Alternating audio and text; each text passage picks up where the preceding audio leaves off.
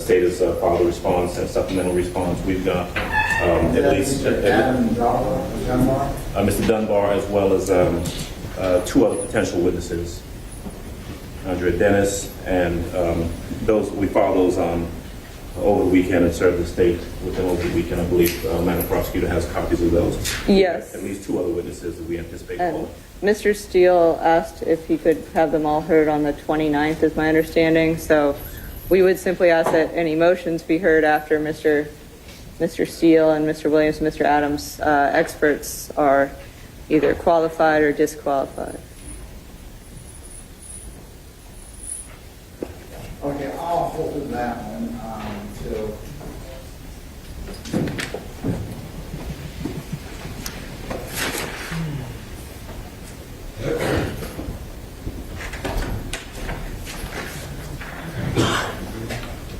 Okay, all right.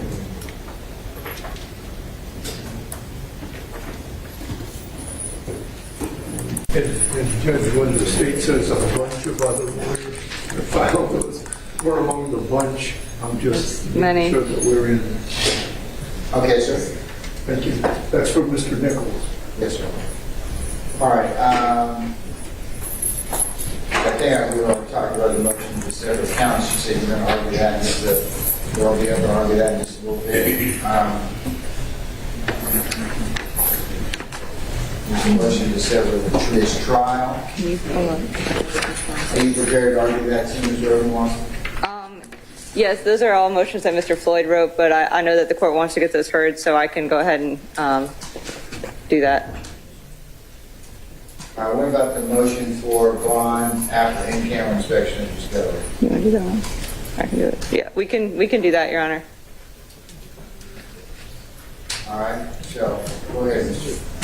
Oh, and Your Honor, we did actually get a speaker, so That's one. I have low confidence in your technical.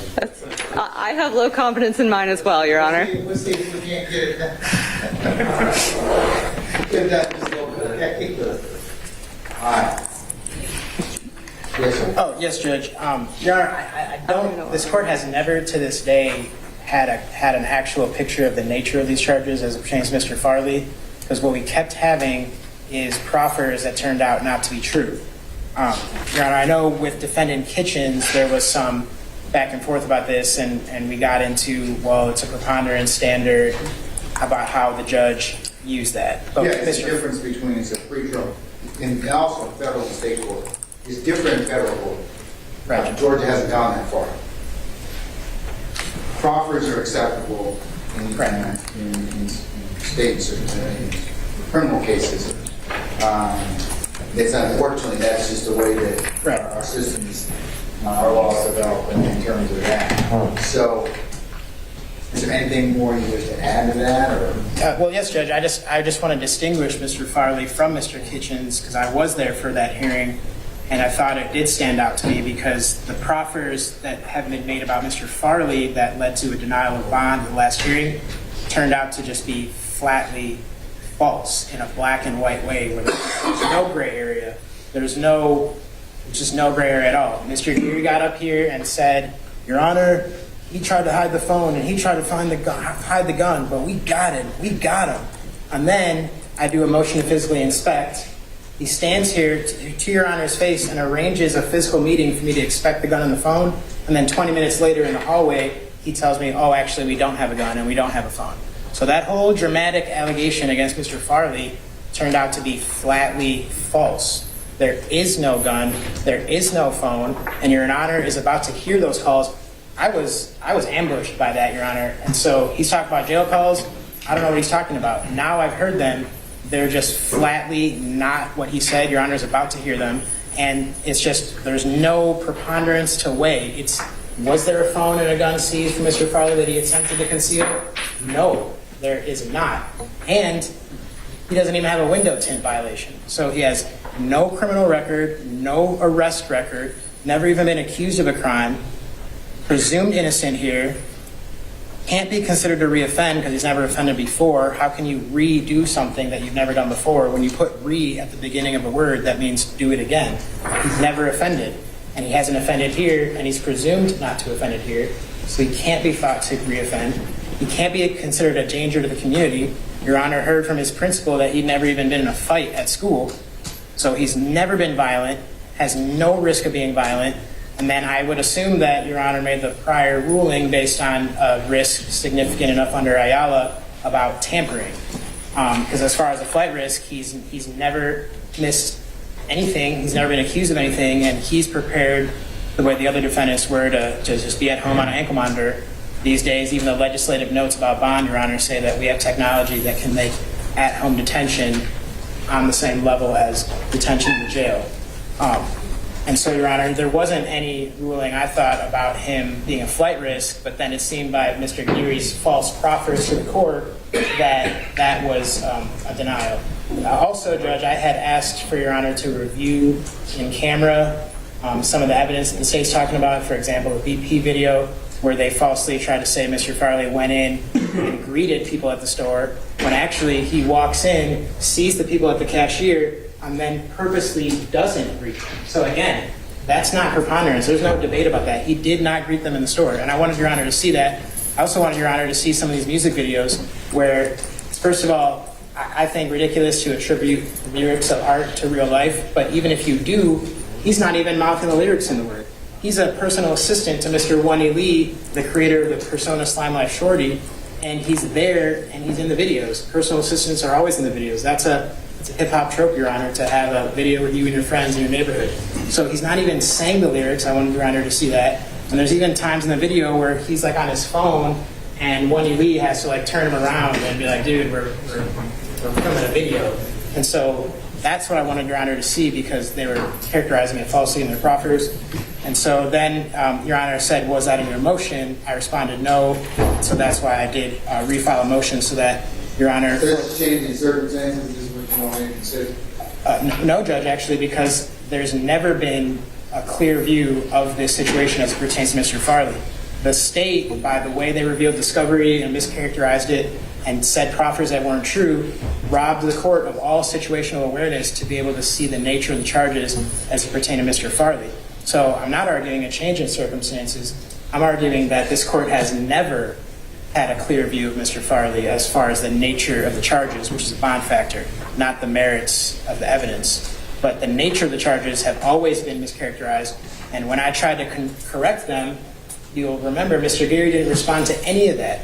He didn't respond to any of my comments about the word slime and the fluidity of language and how language is context-based and my ideas about meaning and how they conflict with his ideas about meaning. But he didn't address any of that. He went straight to, well, Judge, sure, that's all true, but we got his gun, we got his phone, we heard him telling his girlfriend trying to get rid of it, but we got it, Judge. And that was false. And so, Your Honor, I don't think we need a change in circumstances. There's never been a time where the court got an accurate view of Mr. Farley and the nature of these charges to be able to analyze this under Ayala versus State, which importantly says significant risk, not just risk. And so, Your Honor, I don't think that the court's ever been in a position without an in-camera inspection of some of the evidence and without knowing now that what Mr. Geary said on the news directly to the camera was just not true. And now that's out there. So I want that out there that that wasn't true. And so Your Honor made a ruling based on things that weren't true. So we shouldn't need a change in circumstance. The only change in circumstance is that this is the first fair and transparent and honest bond hearing that Mr. Farley is going to have in this case. And I do want Your Honor to post a bond, to grant a bond, just in case we don't start on January 9th, Your Honor. And so we're willing to submit to any conditions, any kind of house arrest, any kind of reporting, any kind of ban from social media, technology.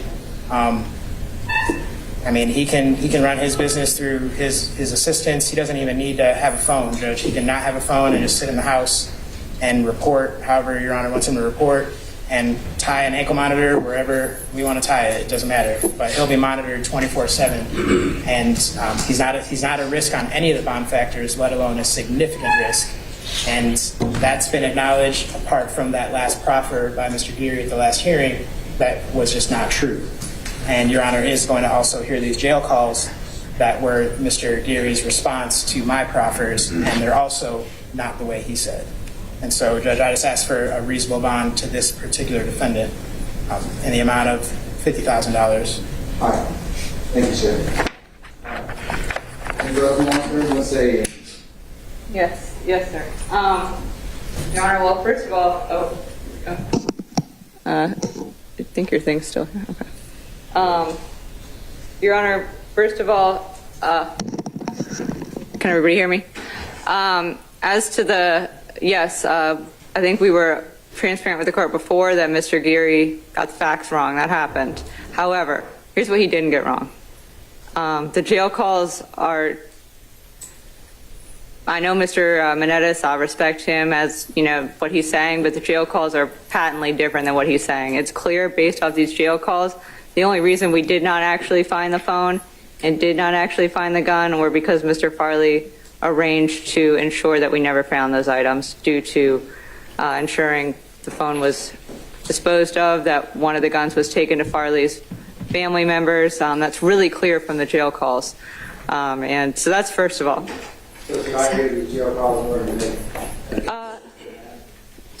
Not just, I don't believe the court needs to actually hear the jail calls to make. I just wanted to rebut that first of all.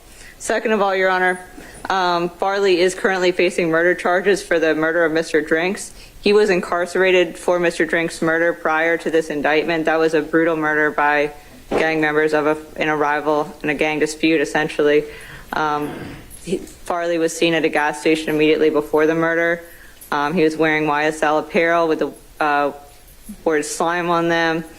He was with his co-defendants that murder at the gas station. That's like immediately before the shooting. Additionally, evidence shows that Farley was at essentially a YSL trap house, like a house where they commit unlawful activities. Within about 48 hours after that shooting, it was so recent, this shooting, that one of the co-defendants actually was still wearing the same clothes as during the murder. The state also has evidence that shows that Farley has some access to a cell phone while he's within the Fulton County Jail, and I attached this to our motion as State's Exhibit A. If the court has a copy of my omnibus motion I filed, it's attached to State's Exhibit A. It was located on, as recently as December 3rd of 2022. It was posted on an Instagram account that was named ysl.rude, and it showed a picture of Farley that appears to be, I don't know the legal term for it, but a selfie. It's where he's holding a camera and he's taking a picture of himself while displaying a middle finger. It appears that that photo was taken in the Fulton County Jail. Whoever created this post, presumably a YSL associate or sympathizer, posted this selfie of Farley with the comment, "Free the creator of Massa." I think, as Mr. Menendez agreed, Massa is the clothing line associated with YSL. It means the YSL slogan, "Make America Slime Again." Additionally, Farley's jail calls show that he has communicated with co-defendants through third parties. For example, he'd call a girlfriend of a co-defendant, they'd contact with that co-defendant. So for the reasons stated above, and additionally because the nature of this charge is a murder charge, in addition to all these gang charges, he was a participant in a very serious homicide, a shooting of a young man, only less than a year ago. We would ask that this court deny bond, but certainly we also would hope that the court will consider the jail calls as well, because I think that truly solidifies why Mr. Farley cannot have a bond. But additionally, Your Honor, there's been no change in circumstances, although the only difference between what Mr. Geary, he believed that the gun and the phone had been recovered. That was the only error. Other than that, everything he said was accurate, and the jail calls do reflect that Farley attempted to hide these items. He is charged for murder. And again, it does look like, whether or not he currently has a cell phone in his possession, that photo being posted so recently of a selfie, it's not a picture that someone took of him. It's clearly that he took of himself while giving a middle finger. It's attached as Exhibit A in the jail. Would support the denial of bond, Your Honor. Just briefly, I just want to cover those things. Just the mere fact of facing a murder charge doesn't make you a bond risk. Otherwise, everyone that's presumed innocent and accused of murder wouldn't get a bond. And again, Judge, it's not YSL apparel. That's the part that Don Geary left unanswered last time. I don't want to get the state any ideas, but on the Make America Slime Again Instagram account, Mr. Williams is not the only one wearing the clothing. And Make America Slime Again has nothing to do with YSL explicitly. There's also artists like Future and T.I. on the Instagram wearing the same hat at Mr. Williams and that same shirt that Mr. Farley is wearing on the BP video, Your Honor. And the shirt says slime or die, just a play on words like trap or die. Your Honor, again, the state still by their proffer in a black and white way has failed to articulate any party to any crime. If you listen carefully to what Ms. Rosenwasser just said, all she talked about was presence and association. He's at the BP. He's with these people afterwards. He's wearing a shirt that has the word slime on it.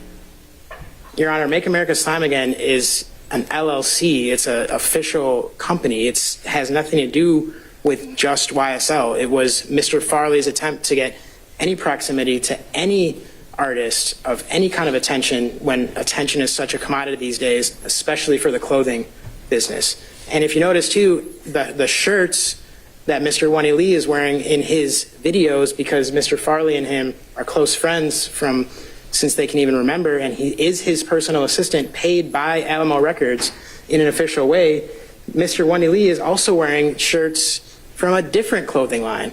I think it was True Detail or something like that, and it's some relative or other person that he's trying to put on. So, Your Honor, this is not YSL apparel. This is a person, an entrepreneur who is close to Wani Lee, has a business relationship with him, and then networks with musicians and other types of people to make his clothing more visible. And so, Your Honor, again, there's just presence, there's just association, and as far as access to a phone, that doesn't show anything. It shows that he's on the phone in the jail, but it doesn't mean that it was his phone. It doesn't mean that he posted it. That account that did the story wasn't him. You can reshare stories. You can post stories of other people. So just like when we had that proffer about Mr. Kitchens where someone said, oh, I'll do anything for Gunna. If someone wants to post something with an image that they somehow got because a camera from a jail phone was on Mr. Farley for a second and took a picture of him giving the middle finger, okay, he didn't decide to post that. He didn't decide to someone say free him or anything like that, Your Honor. So again, I don't see how being in a phone image makes you a risk on any of the bond factors, Judge. I want to listen to the... Okay. I'm going to give the closing answer a minute.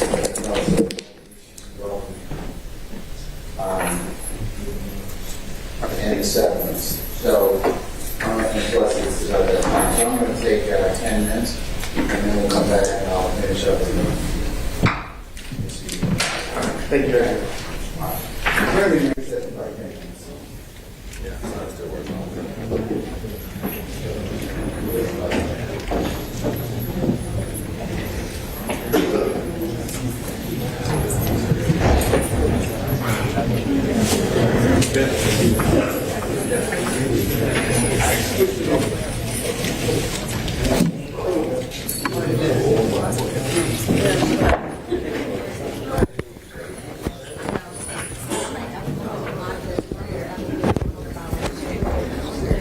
Should be provided by the government.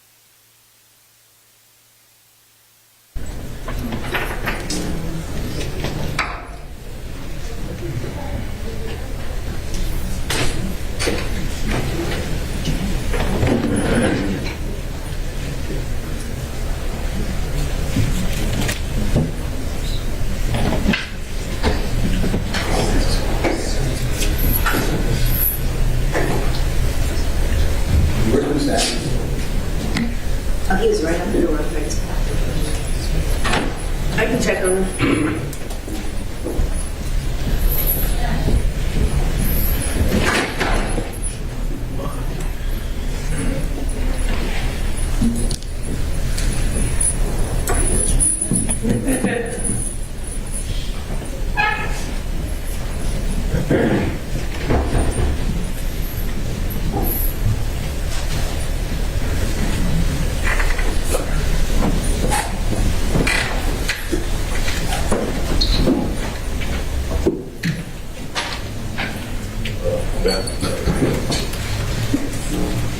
Okay, all right. Ms. Rosenwald, I understand that your technology issues have improved. I believe so. I think we just tested it. It's got a, We'll find out. all right, so Okay, so this is the jail calls.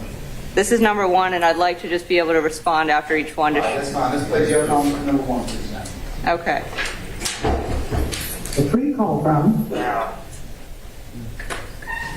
an incarcerated individual at Fulton County Jail. This call is not private. It will be recorded and may be monitored. If you believe this should be a private call, please hang up and follow facility instructions to register this number as a private number. Waiting to receive a phone call can be hard, but now you can easily and quickly send messages to your loved one. E-messaging is now available to help you stay more connected. Download the Securus app to sign up. To accept this free call, press 1. To refuse this free call, thank you for using Securus.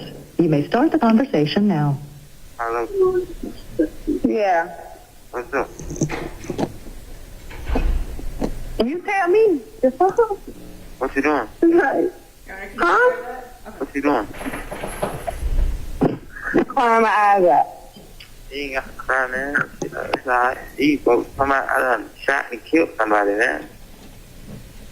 What? Yeah, that's what it say on the sign. It say accused. Like, they say I'm the one who I don't know, this shit counts. Yeah, cause what the fuck? I can't. I'm confused. Huh? Shot and killed somebody. What they do when I left? They didn't do nothing. They came ask for your phone, but I didn't know. I didn't see no phone. Yeah. To get nobody. You still got that number I gave you? You had I called my dad. Yeah. What did he say? He said he called a lawyer, but lawyer answered. He said keep him updated. I need you to get Baba number, man. So I can got that. No, hey, look, matter of fact, call Lexi, baby dad. If you know what I'm saying. Call him and say what? I was just talking to her. Call him and say what? Yeah, tell him. Goddamn hit breakfast. He know what I'm talking about. Just say Miles said get bruh for him? Yeah. Send them folks down here. Okay. These folks trying goddamn murder, gang charges, and like they saying I'm trying to like get more ranking in the game. That's why I guess that's why the shit I did, whatever the shit they accused me of, he's like it's for initiation, like a higher rank in the game. Like that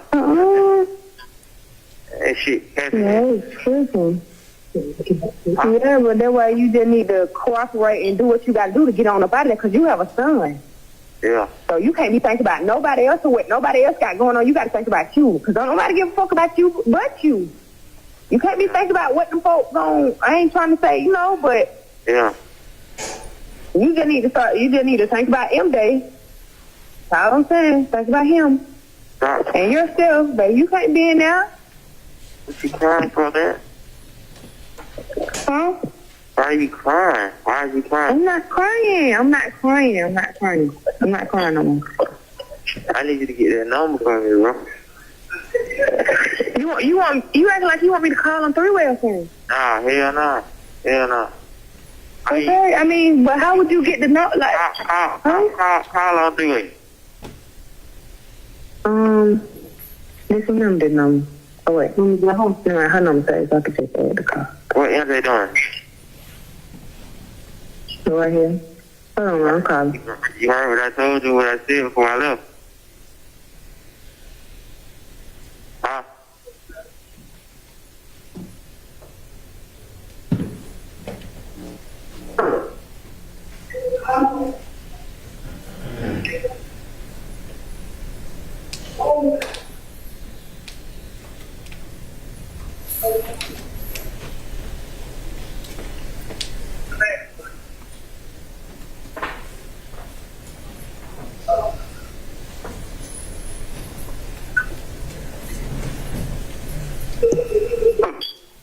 answer. Damn. But I was just talking to her literally like right before you called. You have 1 minute left. I said, you heard what I told you Oh. before I left? What you say? No, I didn't hear you tell me nothing. I love you too, man. Don't let me fuck your day up, bro. Stop crying. No, I was going to cancel my claim, but I'm going to keep doing it. I ain't going. Hey, listen, I'm going to give you my Wells Fargo thing so he can go in there and sell this money to you. It's $1,200. I got to give you the login, you know what I'm saying? So you can sell. What? You didn't ever get that money? Yeah, So when you going to give him the login? I'm going to give it to you. I'm going to hang up and call it. Oh, so you can call it. I'm thinking you ain't finna call it. I'm saying, he said I can give you the phone, though. They said I got court tomorrow at 12. I know that's who right before you called, that's who I was trying to get on the phone with to get the link. He said, To get the so I can send to you. The link, the Zoom link. So I can watch it. Thank you for using Securus. Goodbye. So, Your Honor, That's call number 1. that call is relevant because of the context of the other calls. So what is notable about that call is, first of all, he discusses his charges, so I think that's always going to be relevant. And, of course, the relevancy standard is really, really low. The question is whether this is in any way relevant, and it is. It's not, the only evidence by any means that we have against him. It wouldn't be enough to convict him on that call alone, but it's relevant. What's particularly important here is that in this call, the called party tells Farley that law enforcement came and asked for your phone, but I didn't see no phone to give nobody. So that goes into the next few calls we're going to hear. It essentially sets the scene for the remaining 3 calls. So if the court would allow us to play the second call now.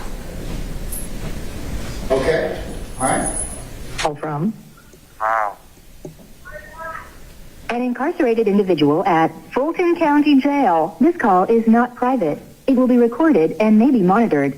If you believe this should be a private call, please hang up and follow facility instructions to register this number as a private number. Waiting to receive a phone call can be hard, but now you can easily and quickly send messages to your loved one. E-messaging is now available to help you stay more connected. Download the Securus app to sign up. To accept this free call, press 1. To refuse this free call, thank you for using Securus.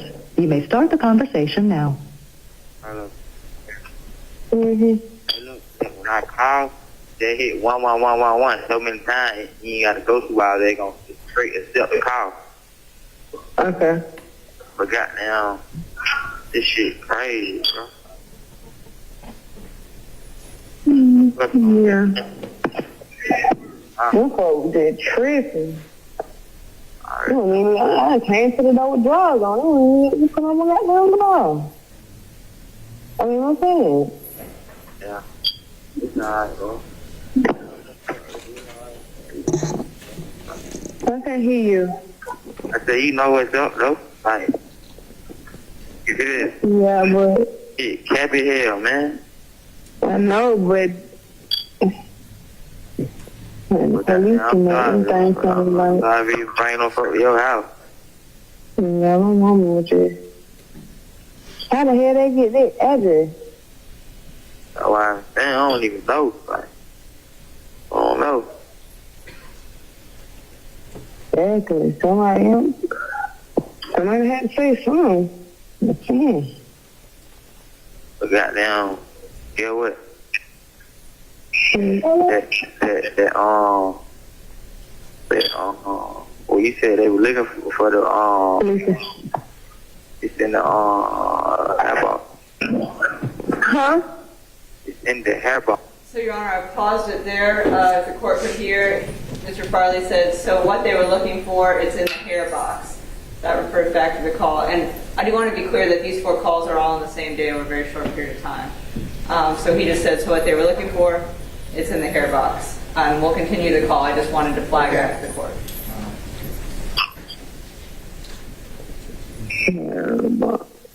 Yes, huh? Hair box. Yeah. Hair box. Yeah, listen, do not cut that motherfucker on. Hey, like, go throw that motherfucker. Like, you feel what I'm saying? What? And so, Your Honor, that's where the defendant said, do not cut that go through that, and that is, obviously Mr. Farley's contention was that that was because he believes it contains unsavory character evidence. I'll believe that the jury could interpret it as the state has, which is that the phone would be evidence that the police were seeking. So we'll continue with the call. Okay, man. Yeah, you ain't hear them folk outside. You know what they were saying? They was at the window and shit. I heard them. Like, I ain't really want to get no sleep though. Like, You heard what they were saying? they was like, we finna come in and shit. That's why I woke you up. You woke me up? I don't even remember. I just remember this and screaming. I had no grab MJ. Yeah.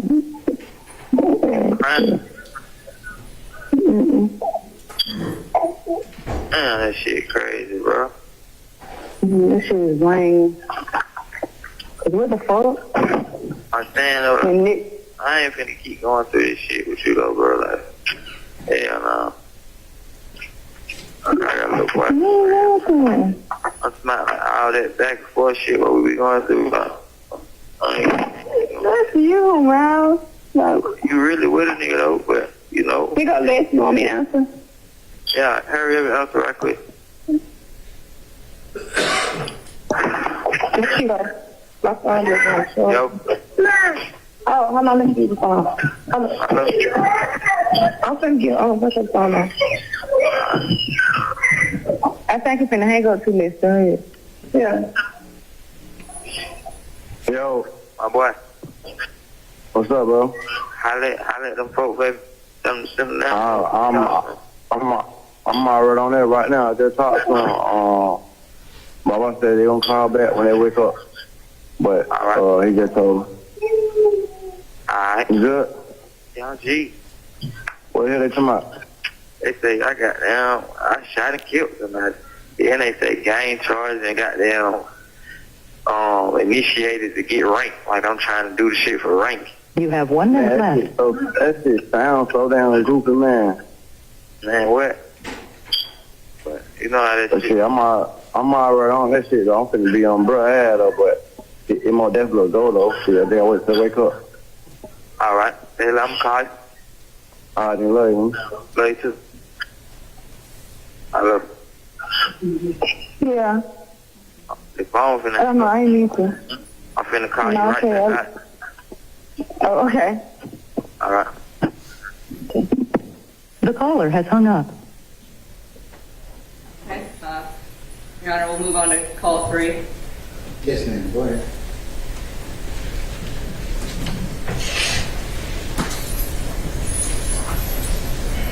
Call from Yeah, Jay. An incarcerated individual at Fulton County Jail. This call is not private. It will be recorded and may be monitored. If you believe this should be a private call, please hang up and follow facility instructions to register this number as a private number. to accept. Thank you for using Securus. You may start the conversation now. Hey. You can hear me? Hello? I hear you. Yes. Can you hear me? Call my dad right quick. Man, this shit lame in here, man. Fuck. Here, Rice Street. Yeah. Which number, man? 770 or? Yeah, call that one. Call that one. Hello?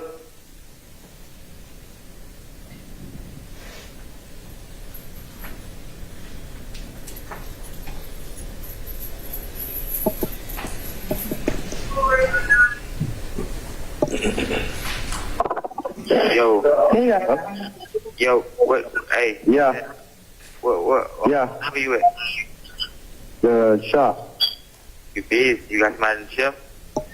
Yeah. All right. Now I'm finna say go by the house right quick. Who house? You know what house? Oh, okay, but what name say you gonna come down now? Gee, get what they saying? They say I shot and killed somebody. Then they say the gang charges. Then they say the reason I did it was to get ranking initiated or something. So what is that? Damn, you know that cap. Listen, I ain't did none of that. So where you at? All right, I'm down here. I got court tomorrow at 12. Okay. But I need you to go to the house and Okay. and get that stuff. From me, man? Yes, Huh? yes. Okay. So that my gun under the bed though. You can leave that under there. Mm. So, Your Honor, at that point, after the court heard, Mr. Farley asked it sounds like another person that he had the called party call, and instructs that person that he needs to go to the house and get the stuff, and then he specifies my gun under the bed. So I want to relate that back to the bond motion. Here we are talking about covering up the cell phone and covering up the gun. That's exactly what happened based on those calls. And obviously that's relevant also going to the jail calls motion. And we'll keep going. Your district said you can leave that there. Okay, but it's, all right. Right. What is that? What's that? Hey, listen. You hung up, man. You know the one. You know the one.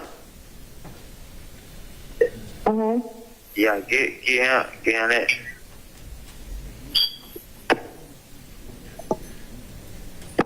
Okay. What, you finna hang up on him? Huh? You don't want to talk no more? No, what are you talking about? Oh, he said, I mean, I just said, okay, I got you. Like, what else you want me to say?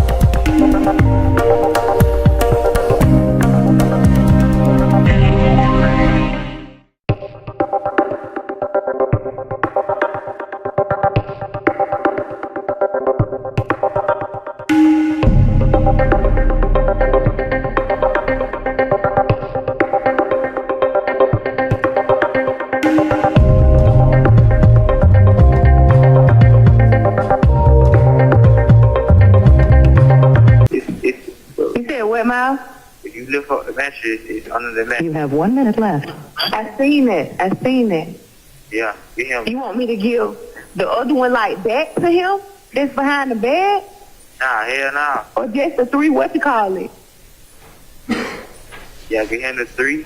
The three. Yeah, okay. And that's it?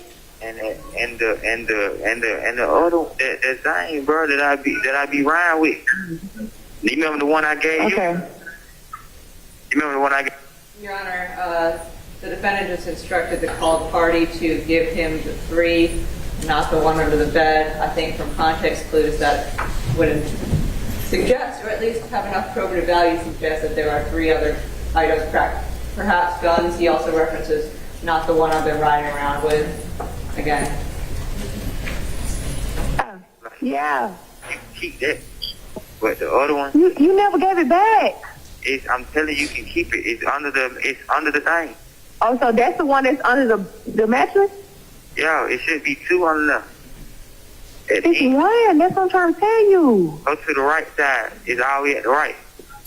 Unless they got it. You can't call back in. Yeah.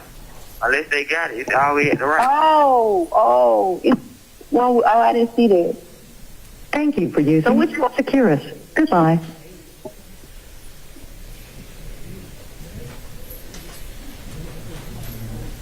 And Your Honor, now this is the last call that Mr. Farley's contesting. Okay.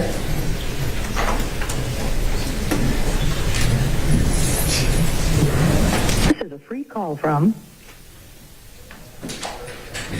An incarcerated individual at Fulton County Jail. This call is not private. It will be recorded and may be monitored. If you believe this should be a private call, please hang up and follow facility instructions to register this number as a private number. Thank you for using Securus. You may start the conversation now. Yeah, he just said I gotta wrap it up. I got 1 minute left. Shit, just goddamn. If you can take songs, what we gonna do the half? You know what I'm saying? But I'm gonna call you. If I could do what now? If you can take it up there to him, you feel what I'm saying? Before you go do that, like on your way to do that. I was gonna, you go to watch Windows, so I couldn't leave the house. I was gonna have her come here. And Your Honor, this is the part that we believe is relevant on this part, which is that he asked the called party to take it up there to him on her way to go do hair. And, Your Honor, we'll stop there. We know that the court's heard a lot of these. We're welcome to play the rest of them, but we'd like to hear it. I'm good. Okay. And so, at the court's pleasure, I do have argument on those calls that we heard. All right, okay, well, go ahead, let's see your argument. Okay. Start out with call number 1.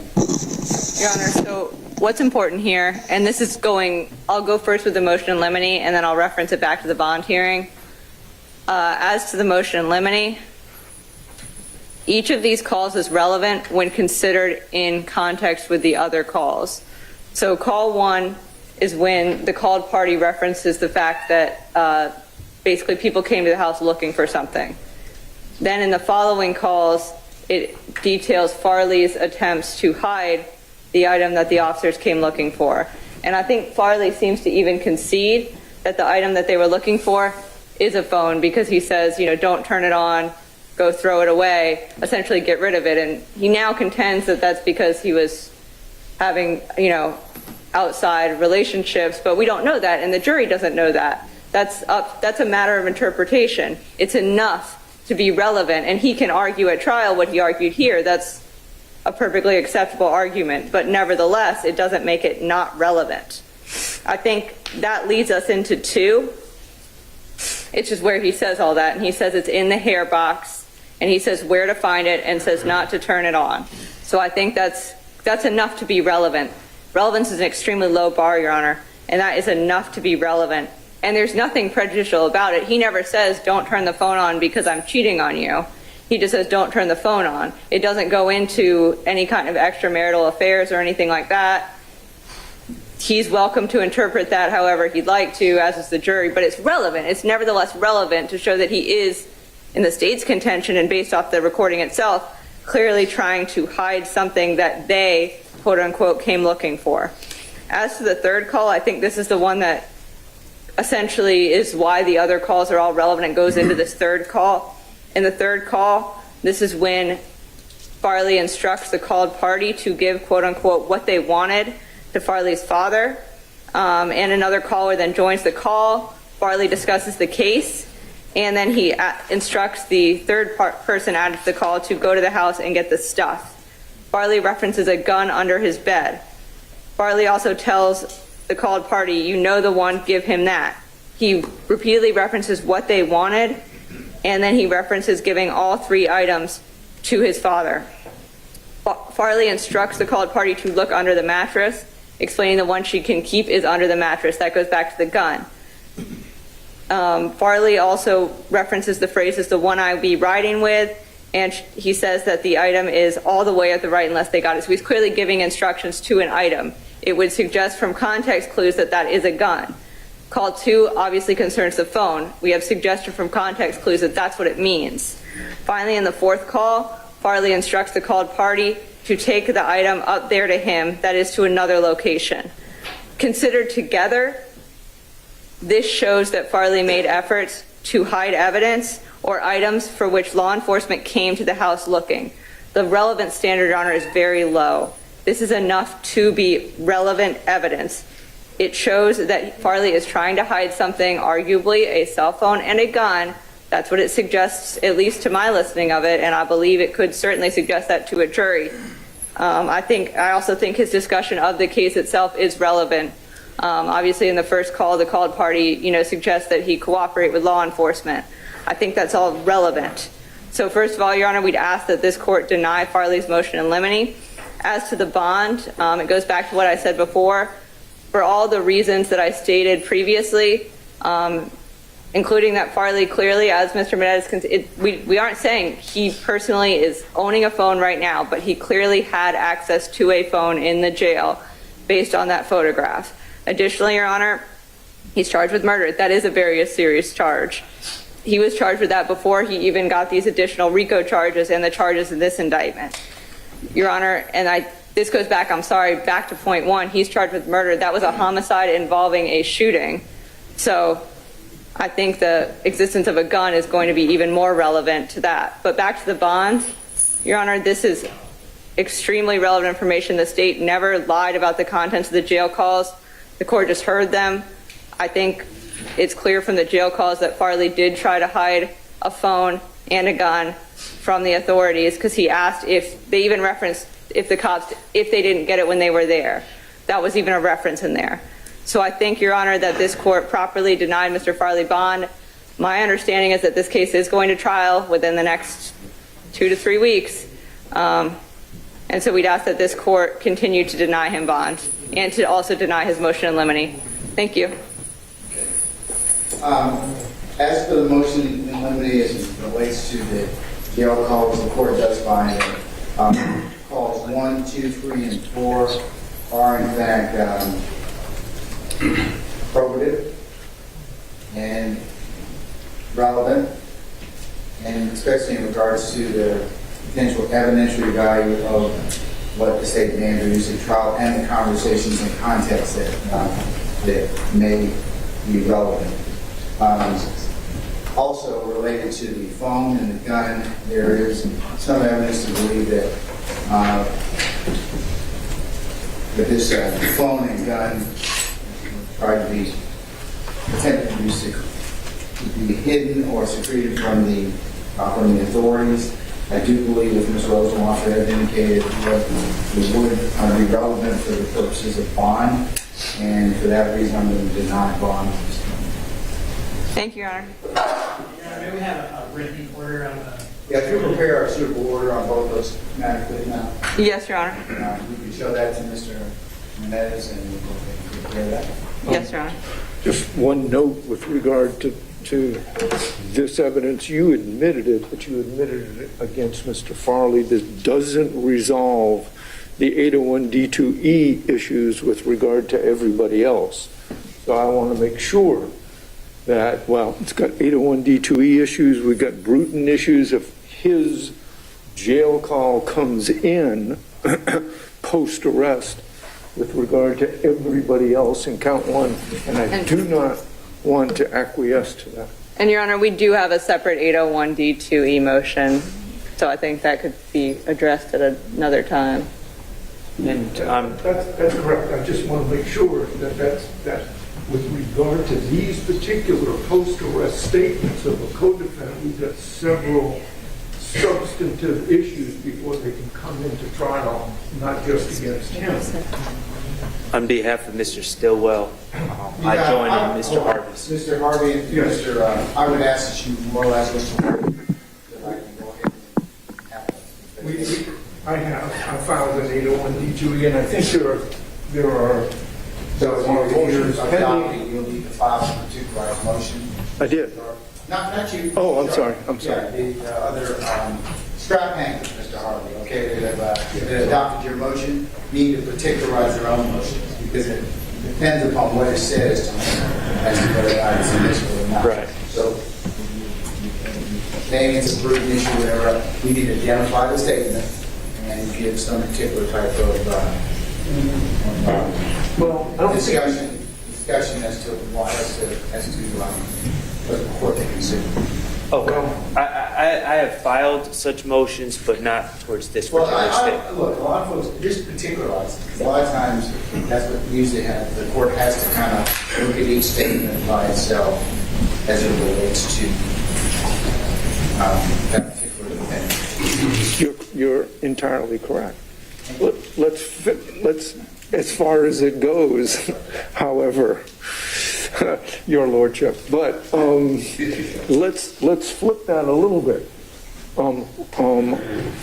We filed a motion saying, hey, look, what 801 D2E potential statements or statements of co-defendants are you going to use, so that we file a motion in limine, but you got to tell us what you're going to use, like this one.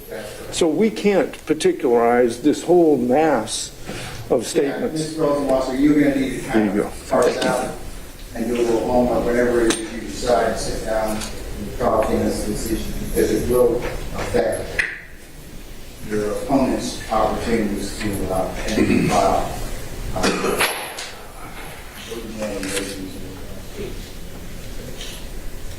Your Honor, as we stated in our motion, we would just ask that they let us know what they're objecting to so we can respond to it. Okay, Mr. Harvey's saying that you need to identify what statements you're going to, like for example, you're going to introduce statements against, involving defendant A. You need to go ahead and let them know you're going to do that. Why is that important? Because if defendant C says, well, that implicates me, then I need to be able to respond to it.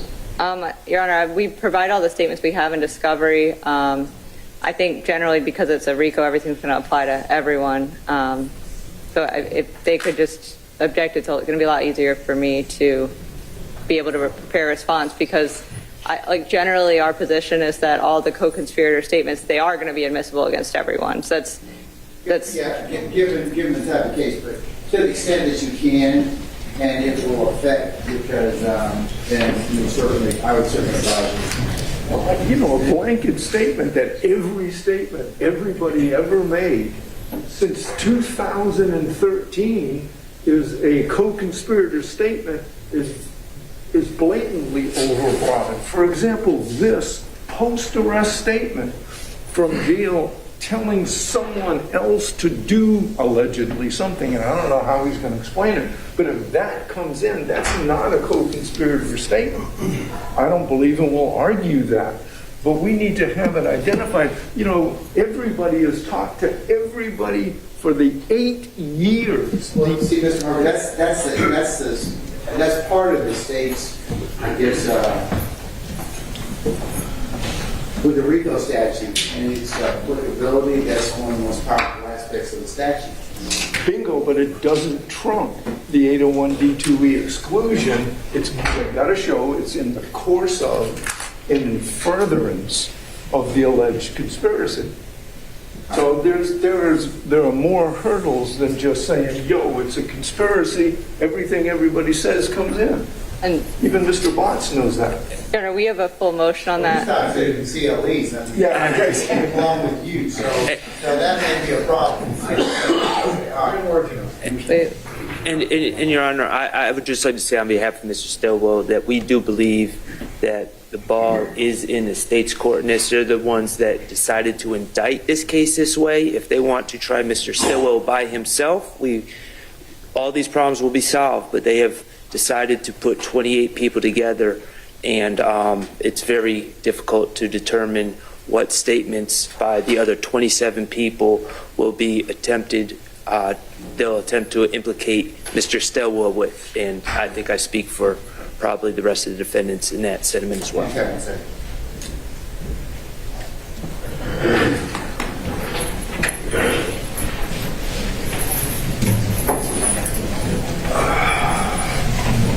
And on behalf of Mr.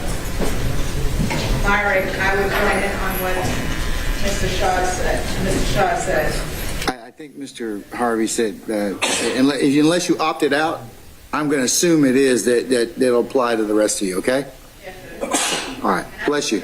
Thank you, Judge. All right. We have Mr. Floyd here, Your Honor, for the murders. I see him. Okay, all right. So, but to the aspect of that, Ms. Rosenwasser, you will have to kind of distinguish out or those particular statements. I would tend to agree with Mr. Harvey about that. You're going to have to distinguish the 801 D or E issues, okay? Yes, Your Honor, I'll communicate that request to trial team and get that information to everyone as soon as I can. Yeah, so I mean, it'll just make things a lot easier. Absolutely, Your Honor. Okay? All right. And you'll prepare an order denying that the issues that as it relates to the motions in limine to the jail calls as well as to the bond, correct? Yes, Your Honor. Okay, wonderful. All right, okay. Mr. Floyd, good to see you, sir. Yes, Your Honor, good to see you. Okay, we have an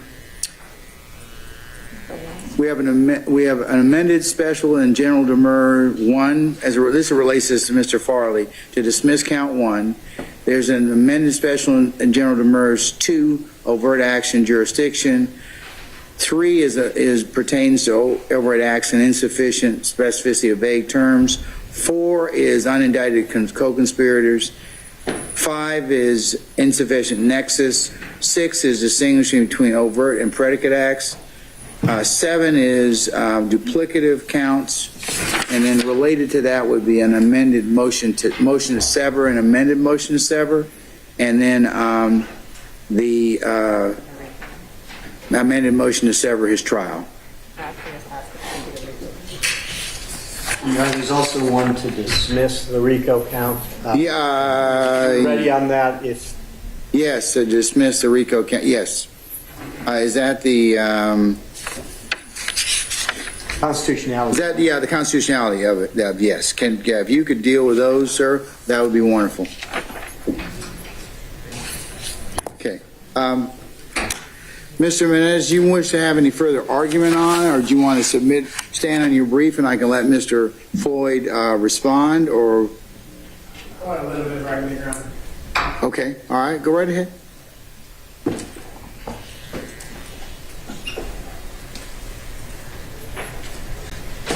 Thank you, Judge. Go ahead, sir. So the first one, Your Honor, is a general demurrer. And so as the court knows, a defendant can generally demurrer if they could admit the facts in the indictment but not be guilty of the crime charged. But the way that the state has uniquely indicted this case leaves it open to an interpretation where Mr. Farley would not be guilty of count 1 because they won't have satisfied the element of having a pattern of racketeering, which is at least 2 acts of racketeering. So, Your Honor, the way this all really gets started is the state has put the indictment in 3 parts. They have part 1 where they talk about the conspiracy. And what's interesting here, Your Honor, is they list, and I don't know if Your Honor has the indictment. I do, sir. You do? Okay. They list out in part 1, they list these bullet points where they essentially list in all the possible ways that you can commit racketeering activity. But, Your Honor, what's very interesting is if you look at the last 2 sentences of that paragraph, part 1, it says, in furtherance of the conspiracy, the defendants engage in the activities enumerated herein. But it does not say what they mean by enumerated herein. And in Black's Law Dictionary, it even says that the word herein is inherently ambiguous. It can mean anything here in this document.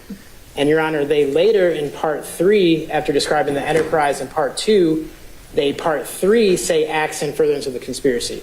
So the interpretation that I submit to the court is that when they say in furtherance of the conspiracy, the defendants engage in the activities enumerated herein, under one general demurrer interpretation, which of course is not the way that the state intended to write it, but it's a way that they left it open to interpretation, that herein means the acts in part 3. Because the sentence right after that says the objectives of the conspiracy included but were not limited to, and then it has a colon, and we can assume that the colon refers to the bullet points. But that way we can interpret that the bullet points are there only to articulate the objectives of the conspiracy, not as any predicate acts or acts of racketeering. So when they say herein, they could be referring to just part 3. And Your Honor, in the 1 through however many it is, 1 through 91 overt acts, Mr. Farley is only alleged to be part of a few of those, numbered 95, 103, 110, 120, 132, 141, 173, and 176. And then also very interesting, Your Honor, that first paragraph of part 3, it says, in furtherance of the conspiracy and to the effect its objectives and purposes, the defendants committed and caused to be committed, among others, the following overt acts, certain of which, constitute acts of racketeering activity. So they've left open this ambiguity that of these 1 through 191 things, they're overt acts, all of them, but certain of them are acts of racketeering. So then, Your Honor, under my interpretation as a general demurrer, you can look at each one of those acts and see that only 2 of them actually articulate criminal behavior. Because 95 talks about lyrics of a video that he's not even rapping in. 103 talks about a video that he appears in, not criminal activity. 110, again, talks about a video with some lyrics. 120 talks about him posing on a social media with clothing that has the word slime on it. Again, not criminal, not an act of racketeering. 132, engaging in a conversation. Again, Judge, that's not an act of racketeering activity to engage in a conversation, although that's the one where Mr. Williams is alleged to have made some kind of comment. 141, they talk about him having a tattoo that says ESPN, every slime plays nasty, or Rock Crew, Raison Cleveland. Again, Your Honor, having tattoos is not an act of racketeering. 173 and 176, though, Your Honor, are where they do accuse Mr. Farley of murdering Mr. Drinks. But now we're left with this general demurrer. Certain acts are racketeering of this list, so let's interpret them as literally only the ones that say acts of racketeering, which one of them is murder, 173, 176. So if we interpret herein that way, and certain of which in the way I've said, we're left with just 173 and 176. But Your Honor, clearly those then allege the same exact thing. And I know the state's going to get up here and say, well, they're not the same exact thing because they satisfy different elements. But Your Honor, they, in their manner, which they didn't have to articulate, they say that the defendants caused the death of Shamel Drinks, an associate of a rival gang. So even in that predicate act that's not gang activity, they talk about it being gang activity, saying that it was an associate of a rival gang and that they shot him as an act of racketeering activity. And then again, we have the same murder of the same person on the same time as the same alleged supposed gang, and it's worded the same, Judge. It's slightly different, but in both cases, they're talking about gang activity and a murder. And so that's not a pattern. You can't say that those 2 acts of racketeering activity constitute a pattern because they're the same act. They're going to say, well, one is they act as part of a gang and one is the act itself. But when they articulate the act itself, they say an associate of a rival gang. So they're saying there's gang activity even in that count itself. So they've just messed up here, Judge. They've left open an ambiguity to a general demurrer where I have found an interpretation that Mr. Farley in this indictment is only being accused of one act of racketeering activity.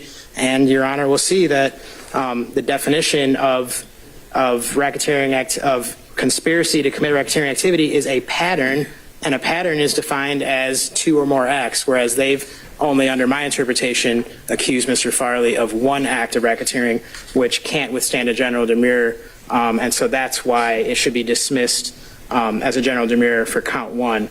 And Your Honor, my relevant definitions are just, OCGA for the record 16-4-4, which talks about the pattern. OCGA 16-4-3, again, defines that there needs to be at least 2 acts of racketeering to constitute a pattern. I cite to Black's Law Dictionary where they concede the inherent ambiguity of the word herein. And then I cite to Meeks v. State and Johnson v. State as it talks about demurrers, Your Honor. So that's basically the argument of count 1, is that there is an interpretation that I've just articulated where it leaves only 173 and 176, and that those are the same exact thing, even the murder, because it's alleged as gang activity in its manner, and that that leaves us with just one act, the alleged murder of Mr. Shamel Drinks as part of gang activity, and that's not a pattern, Your Honor, that's just one. All right, sir. Anything else? No, Your Honor, I can answer. I know it's like a lot, but I can answer any questions that the court has about that. No, I'm good. I'm good. Thank you, Ms. Menez. All right. Thank you, Your Honor. All right, go ahead, Mr. Floyd. two versions of this argument. The short one is wrong, wrong, wrong, wrong, and wrong. The longer one is slightly more detailed. Let's go with the longer one. I'll go with the longer one. Because it might get reviewed at some point. I understand. All right, thank you. This argument has nothing to do with the text of the statute. And it has nothing to do with the governing legal standards. There is no, I have found an interpretation standard, and there is no standard applicable to general demurrers that endorses or indulges strained or artificial interpretations. General demurrers are not favored, and they are not construed in favor of the defendant. That's the starting point. So that the foundation is wrong. Specifically turning to RICO, it would behoove Mr. Farley to read the indictment as carefully and the statute, to read the statute as carefully as he reads the indictment. First, 1614.4C1 is the conspiracy provision. It does not use the term racketeering activity. It does not use the term pattern of racketeering activity. Okay? Mr. Menendez is absolutely dead wrong when he says a pattern is an element of a conspiracy violation. The law is precisely to the opposite, and we cited the law in our brief. It is absolutely clear that a substantive violation is not a prerequisite to a conspiracy violation. If it was, the conspiracy violation would collapse into the substantive violation. It would become meaningless, and that would violate the most fundamental rule of statutory construction, which is the court does not read so much as a word, much less an entire subpart of the statute, to have no meaning whatsoever. Okay. The fundamental component, of a substantive violation is a pattern of racketeering activity. That's an A violation, that's a B violation. That is not what the state alleged. The state alleged a C violation. The C violation requires an overt act in furtherance of the conspiracy. It does not require a pattern of racketeering activity. Point one. Point two, he argues that overt acts must be acts of racketeering activity. No, same mistake. There is no reference to acts of racketeering activity in C. The case law is clear that acts of racketeering activity are not what are required. And as a foreshadowing to some of the other arguments that are going to be made, there are overt acts, 191 overt acts alleged. A subset of those, it's about 70, within give or take a couple, are acts of racketeering activity. They fall within the definition. Every single time the state alleges an overt act that is also an act of racketeering activity, it has said so. It has said an overt act that is also an act of racketeering activity, and it has said the exact incorporating provision from RICO that incorporates that underlying offense. Right? So we have drawn that distinction, but the point is both are good enough. And the first fundamental component of Mr. Farley's argument is we have to allege a pattern. That is wrong. The second fundamental argument is any overt acts we allege must be acts of racketeering activity. Equally wrong. The third argument that he alleges is that, or that he asserts, is that there has to be an overt act, he says consisting of a pattern, we've already taken care of that one, but that there has to be an overt act by Mr. Farley. Again, equally wrong. Overt act can be by any conspirator. That's exactly what the statute says. And that any conspirator commit an overt act in furtherance of the conspiracy. Pasha v. State, which we've cited, makes this point perfectly clear. So does Whaley v. State, which we've also cited. As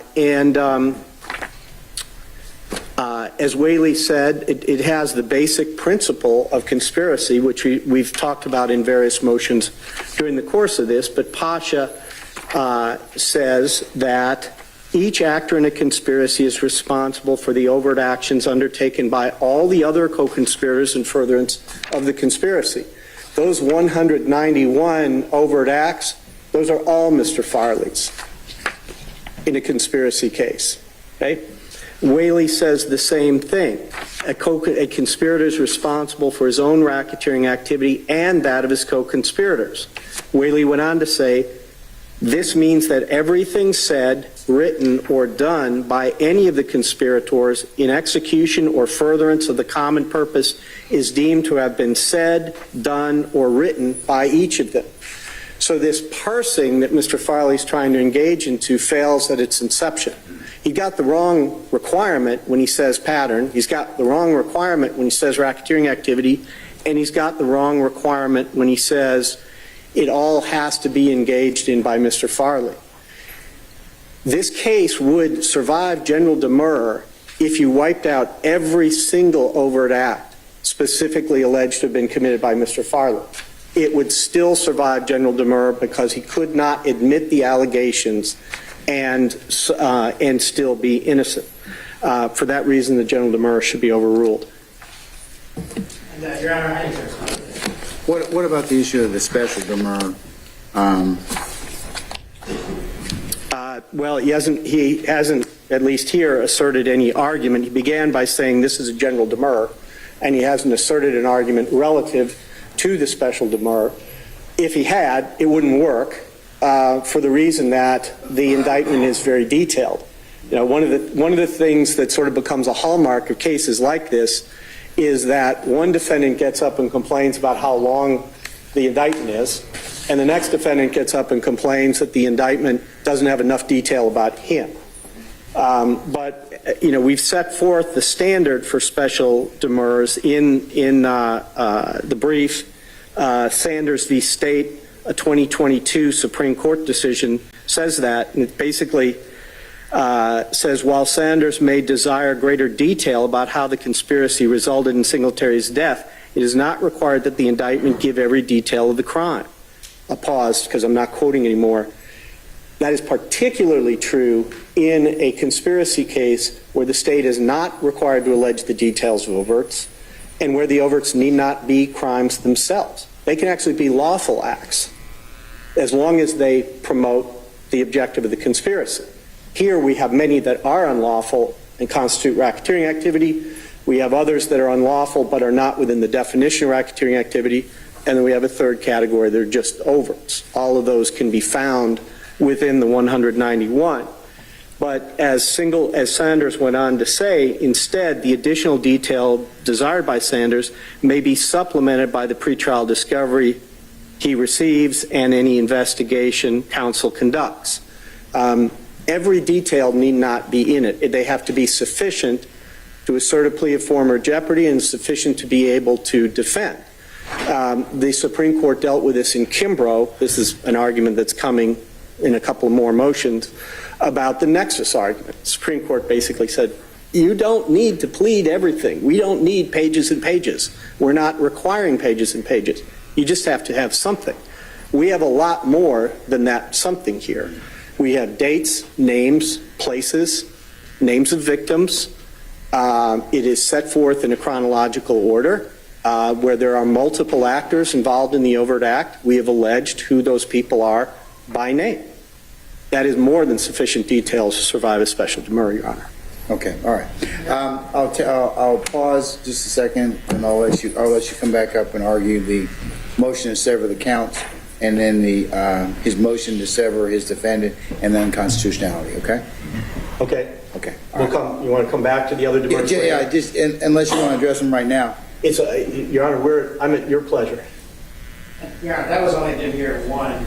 I titled it amended special in general because that's my original consolidated motions, but that was amended as just a general Demurrer, and then I didn't even argue 2 through 7. But I do want to address his arguments about this general.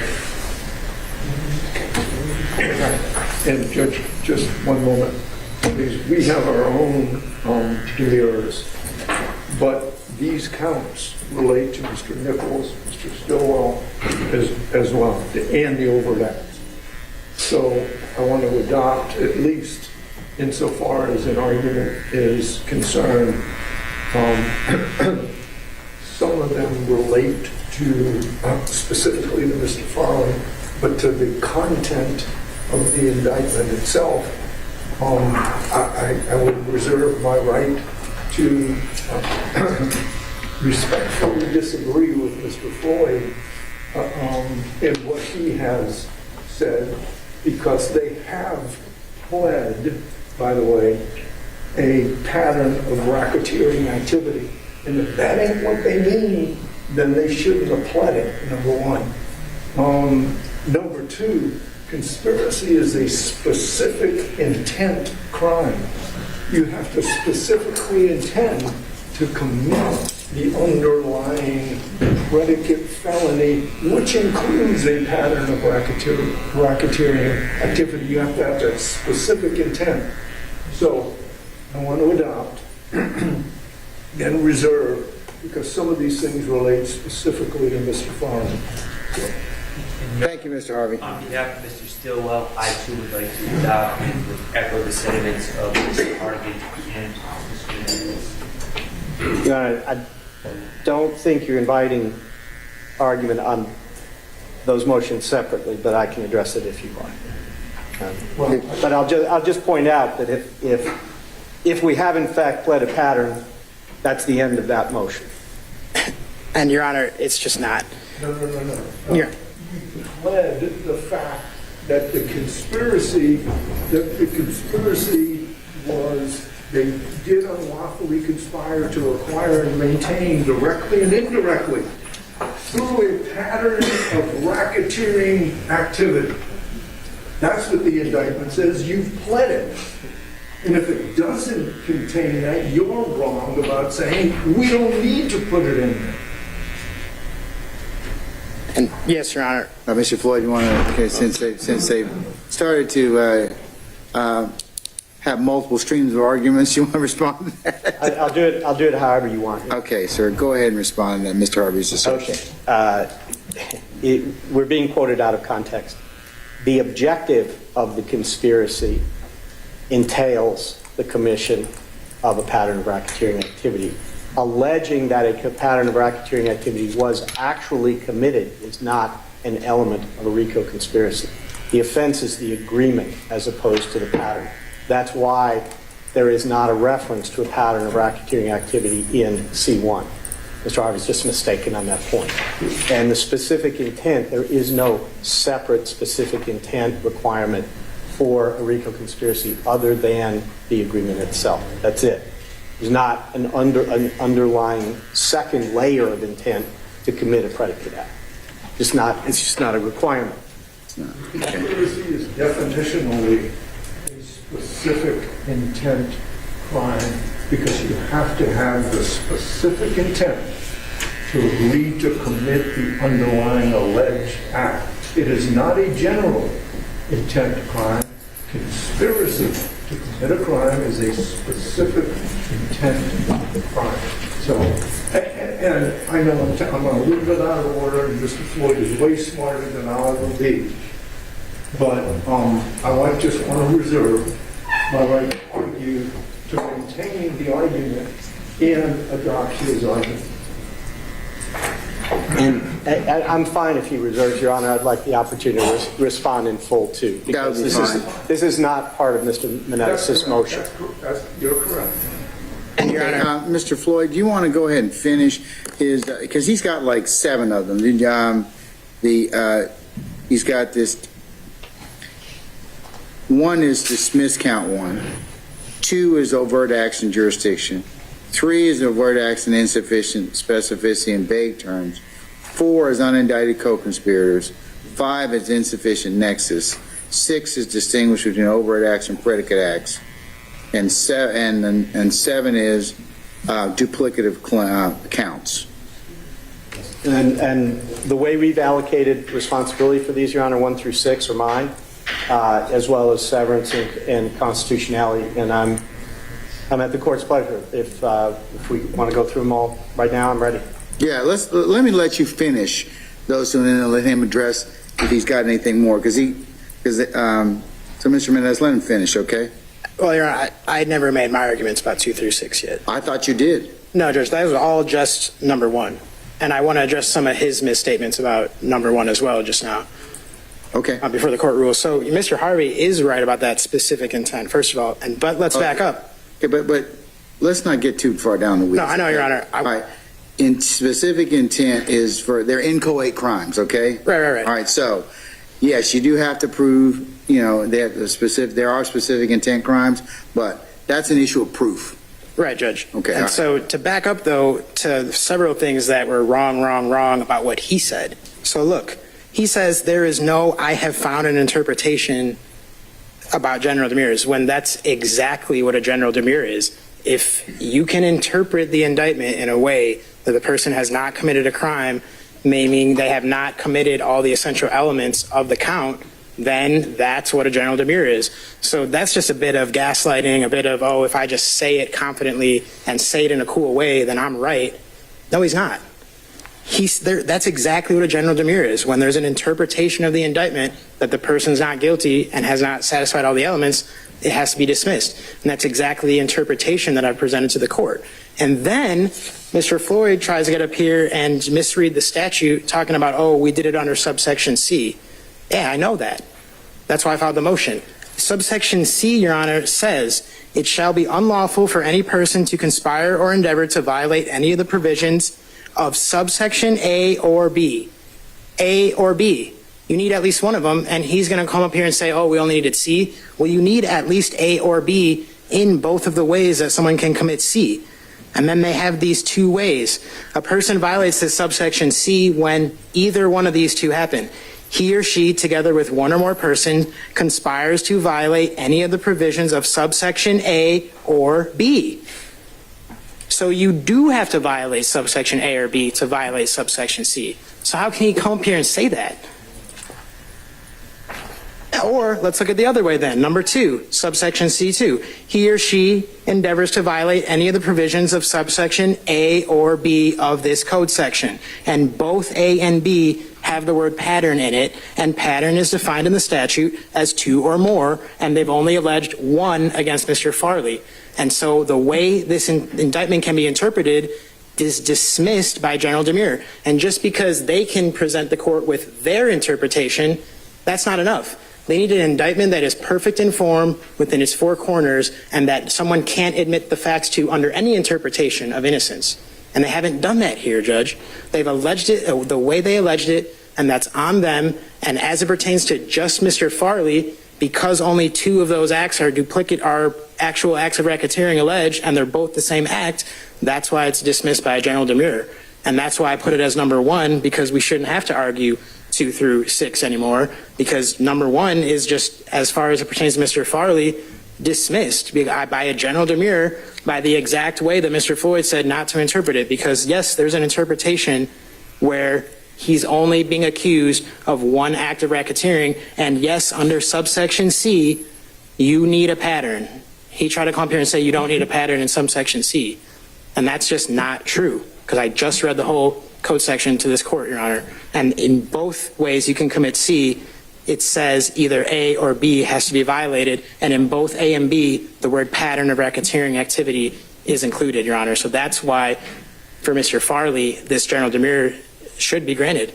And so I can go on to the rest of my demurrers, but I'll wait the court's ruling on the first one to see if we even need to go there. All right, go ahead. 4 cases, Your Honor.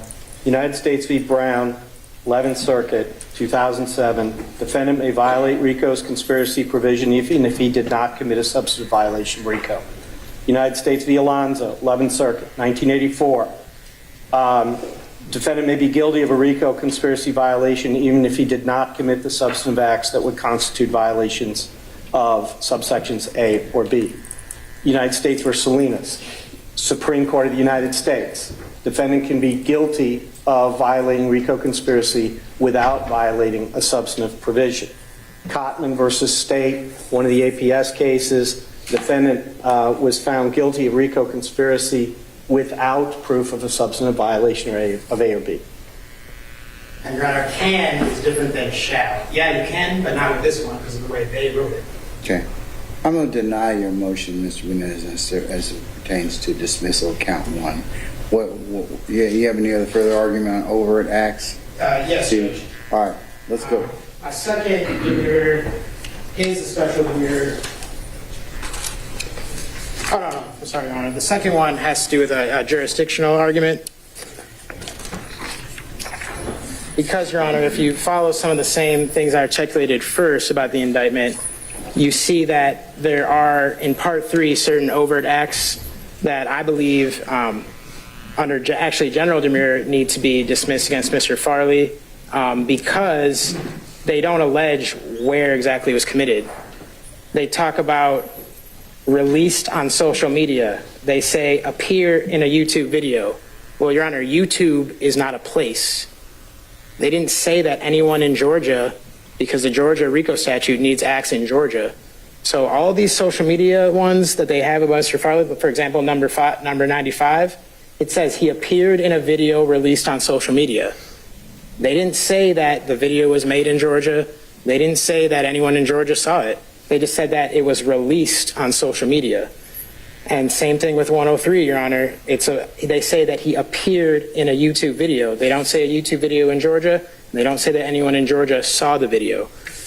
And so, Your Honor, that's the same for 110, 120, 132, and 141. 132 is a little different. It talks about engaging the conversation. But again, Your Honor, they say that Mr. Farley engaged in a conversation, which, by the way, is actually his clothing Instagram account as part of like a massive group message, and he doesn't even respond to it. So I don't know how that's engaging in a conversation with Mr. Williams.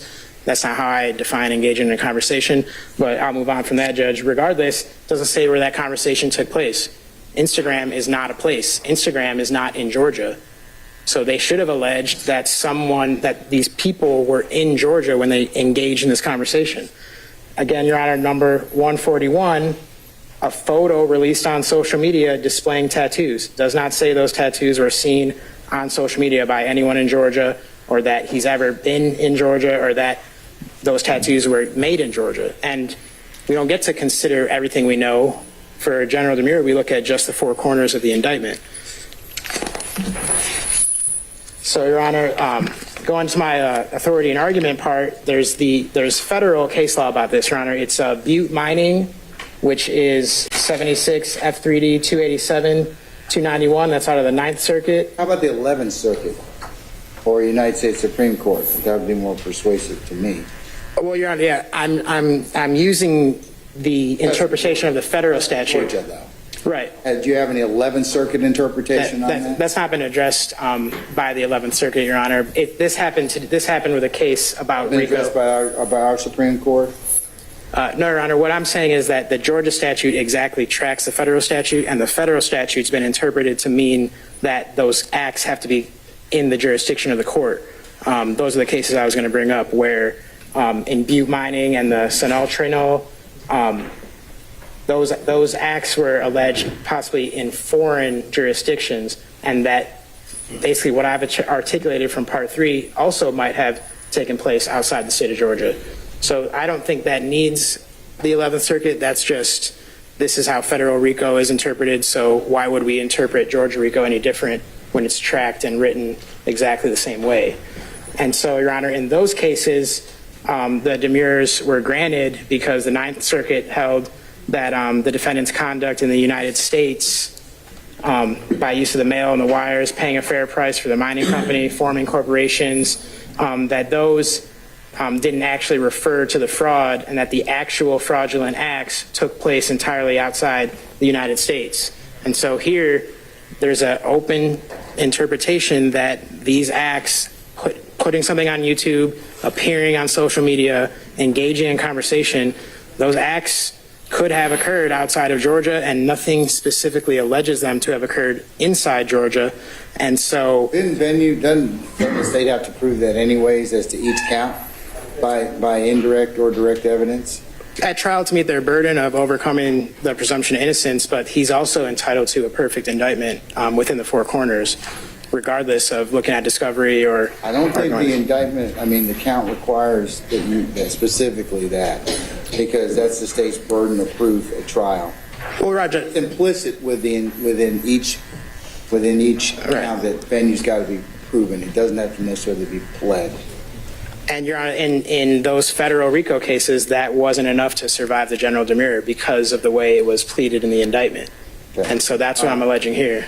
And so because those acts can have occurred outside the jurisdiction, they can't survive general demurrer. So those... But we don't know if they have occurred outside the jurisdiction, do we?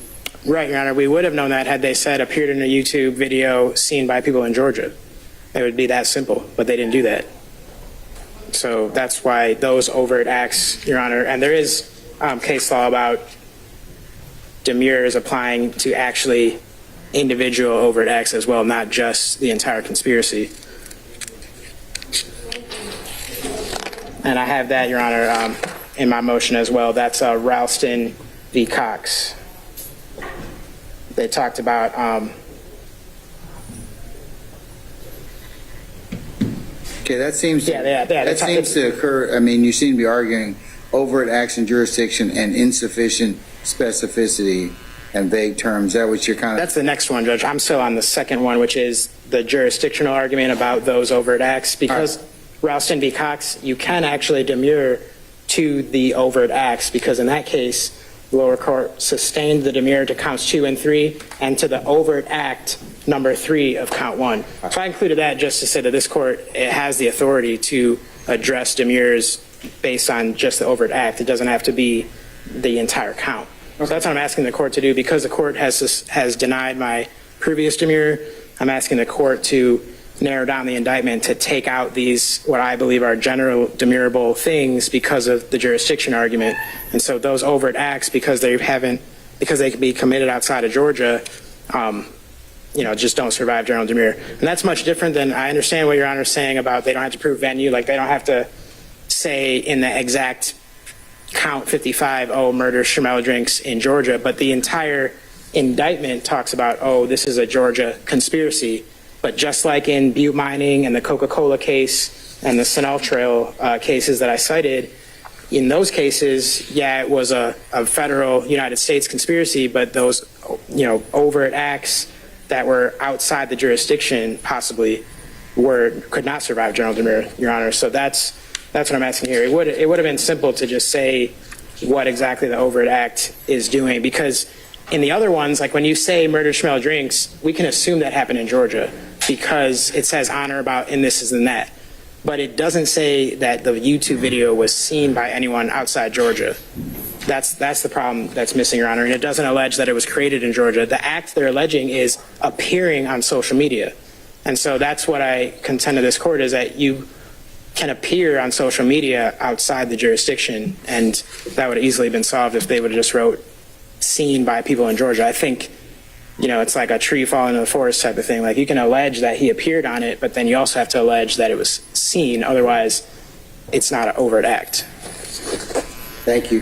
Mr. Floyd? Yes, briefly, Your Honor. I am at a loss for this it has to be seen argument. I mean, literally, Mr. Farley is basically coming up with every requirement he can possibly think of and throwing them out as though they're in the statute or they're in a case. They're not. The reference to the Cox case, Cox is a former Fifth Circuit case from 1941, 29 years before the federal statute was enacted, 39 years before the Georgia statute was enacted. Whatever else, and a civil case at that, whatever else it has to do with, it doesn't have anything to do with the Demurrer to Georgia RICO. Most of the cases he cites are civil cases, not criminal cases. Different standards of pleading. The indictment on page 12 alleges that the crime took place in Fulton County, Georgia. Just to begin with, it's right there. Second, the text of OCGA 1614.3 sub 5, which is the definition of racketeering activity, makes it abundantly clear that acts committed outside Georgia, and in fact outside the United States, can be acts of racketeering activity or overt acts for purposes of Georgia RICO. It incorporates 3 categories of conduct. The first category we don't have to spend a lot of time on because those are specific violations of Georgia law. right? And that's the overwhelming majority of what we're talking about here. Second, it incorporates the full definition, the entire definition of racketeering activity from federal RICO. So those are all federal offenses that can occur any place in the United States or any place in the extraterritorial jurisdiction of the United States. For example, one of those offenses is killing a United States citizen outside the territory of the United States because they're a United States citizen. So by its nature, it couldn't even happen within U.S. territory. It's still an act of racketeering activity, right? And then just in case there was any doubt, there's a category of 12 generic acts: murder, arson, kidnapping, obstruction of justice are a few examples that are in violation of federal law, the law of any state, or the law of any United States territory, punishable by more than 1 year in prison. So the intent of the General Assembly to incorporate such activity is very clear. We're not talking about things that happen outside the state of Georgia anyway. We didn't allege they happen outside the state of Georgia, but if they did, it wouldn't make a difference. On top of that, there's the Overton case, which we cited in our brief, which is not mentioned by Mr. Farley. Overton is a Georgia RICO conspiracy case out of Richmond County where a significant part of the racketeering activity that occurred in the state of South Carolina. Obviously, we all know Augusta's on the Savannah River. There was a kidnapping on the Georgia side. The victim, unfortunately, was transported across to the South Carolina side. He was locked in the trunk. The car was set on fire. He died. Okay. Act of kidnapping, Georgia. Act of murder, South Carolina. Both in the indictment, both supported the conviction. Both are specifically cited by the Georgia Court of Appeals in response to the sufficiency of the evidence challenge. Really, Mr. Farley is arguing what the probata has to be, not the allegata. He's talking, as you mentioned, he's talking about what we ultimately have to prove at trial to carry our burden. He's not talking really about what we have to allege.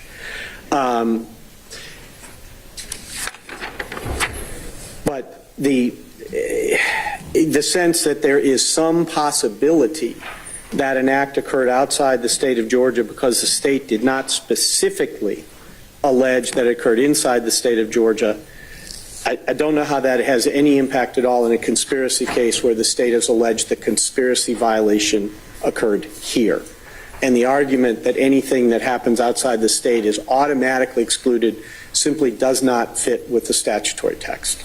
All right. As it pertains to special and general murder, 2 overt acts in jurisdiction, this court will deny the defendant's motion. All right, Mr. Menendez, number 3, overt acts and insufficient specificity of vague terms. Yes, Judge. This is a just special demurrer as to several parts of the indictment. I'm referring again to Part 3, the only overt acts that Mr. Farley is alleged to be in out of 191. That's number 95, 103, 110, 120, 132, and 141. Those are the ones I'm talking about here. Your Honor, here, the court's actually pretty clear. I mean, the Sarajewski case, held that that indictment was deficient and that it lacked any description of what was alleged to be threatening communication. So here in this motion, Your Honor, I'm shifting our focus to these vague terms that they're putting in the indictment that Mr. Farley is entitled to have be more specific so that he can be prepared to defend himself at trial, because he is entitled to an indictment perfect in form within its four corners. And the key thing here, Your Honor, under Sarajewski is that it needs to be sufficient so that he can avail himself of a defense, to prepare himself for a defense. He's not given enough intelligence here about what he's even going to be fighting. So just like when Sarajewski dismissed that count for threatening communication or endeavor to impede, that's what I'm arguing here, Your Honor. There's also the Delaby case that didn't survive a special demurrer. That had the term intimidation being insufficiently specific. So, Your Honor, each of these overt acts, except for 173 and 176, do contain terms that are so vague that we can't possibly prepare our defense intelligently within the four corners of the indictment, Your Honor. And he can't be sufficiently apprised of what he's going to be prepared to meet at trial.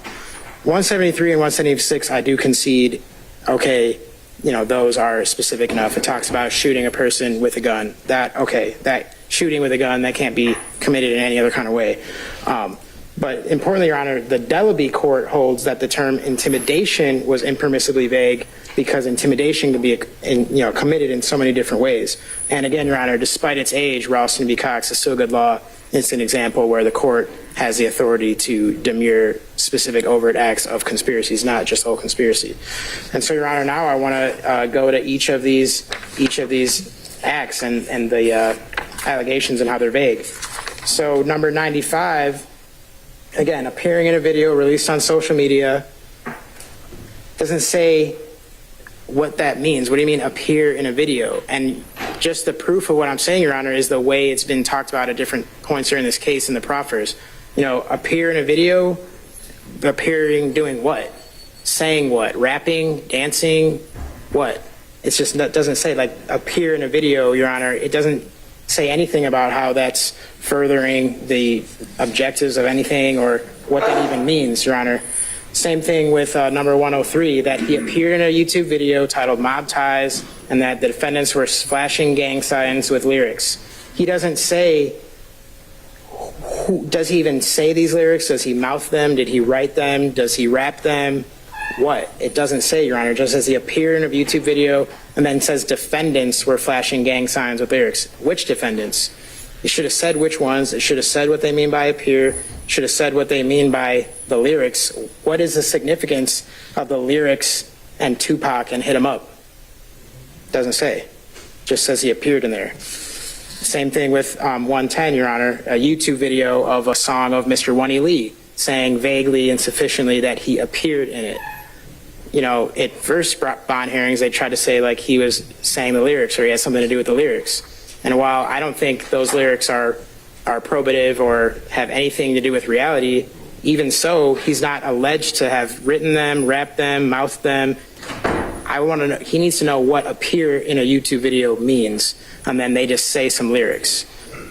And Your Honor, now number 120, a photo released on social media that he posed for a photo. What does that mean, posed for a photo? How is that the overt act? What about posing in a photo and that it was released on social media? What is that? What is an overt act about releasing something on social media? Again, doesn't say anybody saw it and doesn't say what they mean by posed. So then go to 132, that he engaged in a conversation. This one really needs to be defined, Your Honor. Engage in a conversation, that's vague. What do you mean engage? Talking and talking back? Having your account that maybe you don't even manage get a message from other people that you don't respond to? Is that what they mean? That's what it is, but we need to look at it within the four corners, Your Honor. And so to say vaguely, oh, he engaged in a conversation and then say stuff that they allege Mr. Williams to have said, what is that? How do I defend against that? What does that even mean? Same for 141, Your Honor. Posing for a photo. I already made those arguments for Act 110. So, Judge, those are the ones. They're all impermissibly vague. They each contain at least one vague term that needs to be further defined because it's not defined enough, just like in Delaby and just like in Sarajewski, where those things were not sufficiently defined. Here, I would argue to the court, we have terms that are even more vague than the terms in those courts which didn't withstand a special demurrer. And I know the state's going to cite the case law that, oh, we just have to track the language of the statute, but that's only the first part. It's a two-part analysis. They have to track the language of the statute, but they still have to sufficiently appraise the defendant of what he's going to be defending himself from. And these vague terms rob us of the chance to do that, Your Honor, and so that's why those overt acts should be dismissed by a special demurrer because they are impermissibly vague.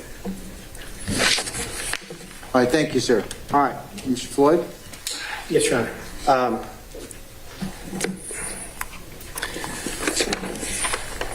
First point is the state is not required to allege every overt act, and the state is not required to allege overt acts in great detail. That's the law. They are not separate counts. They are overt acts as part of an overarching count, and so the level of specificity which Mr. Farley is seeking is simply not required.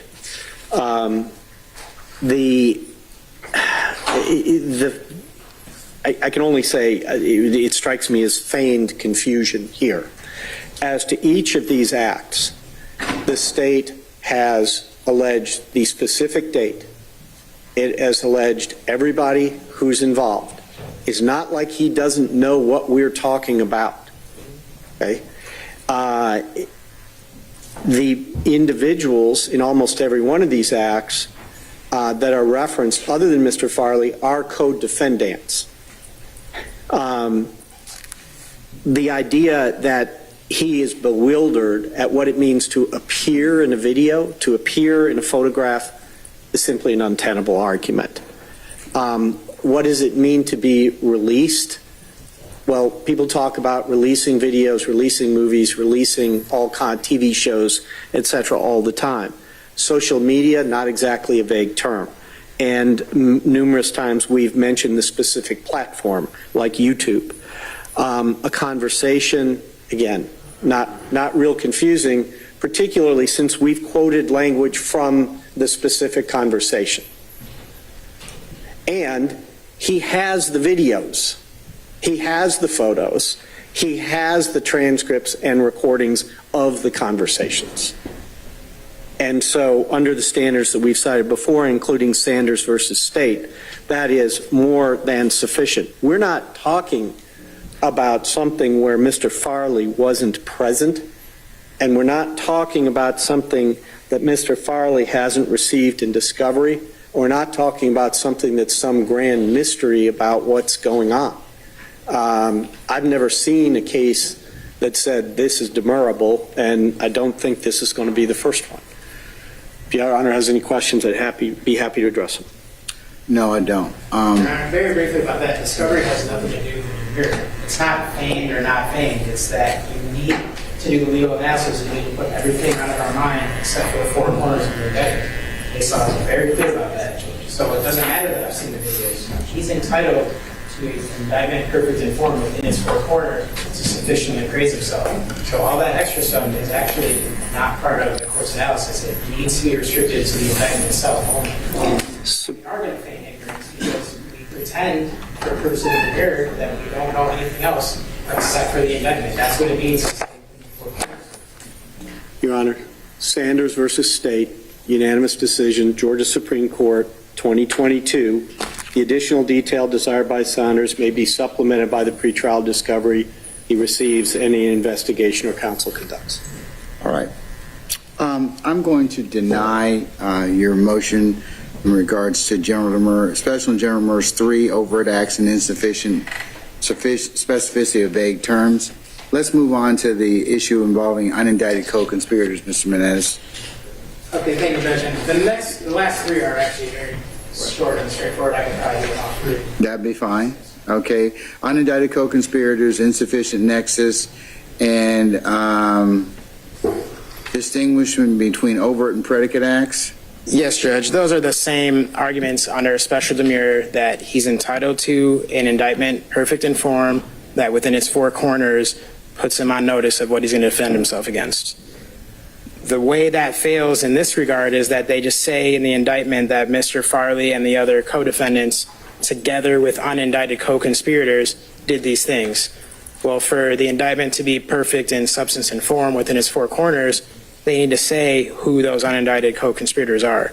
So that is the substance of this motion, Your Honor, merely that it doesn't withstand a Special Demurrer because it includes these unindicted co-conspirators without telling us anything about them or who they are. So that's that one.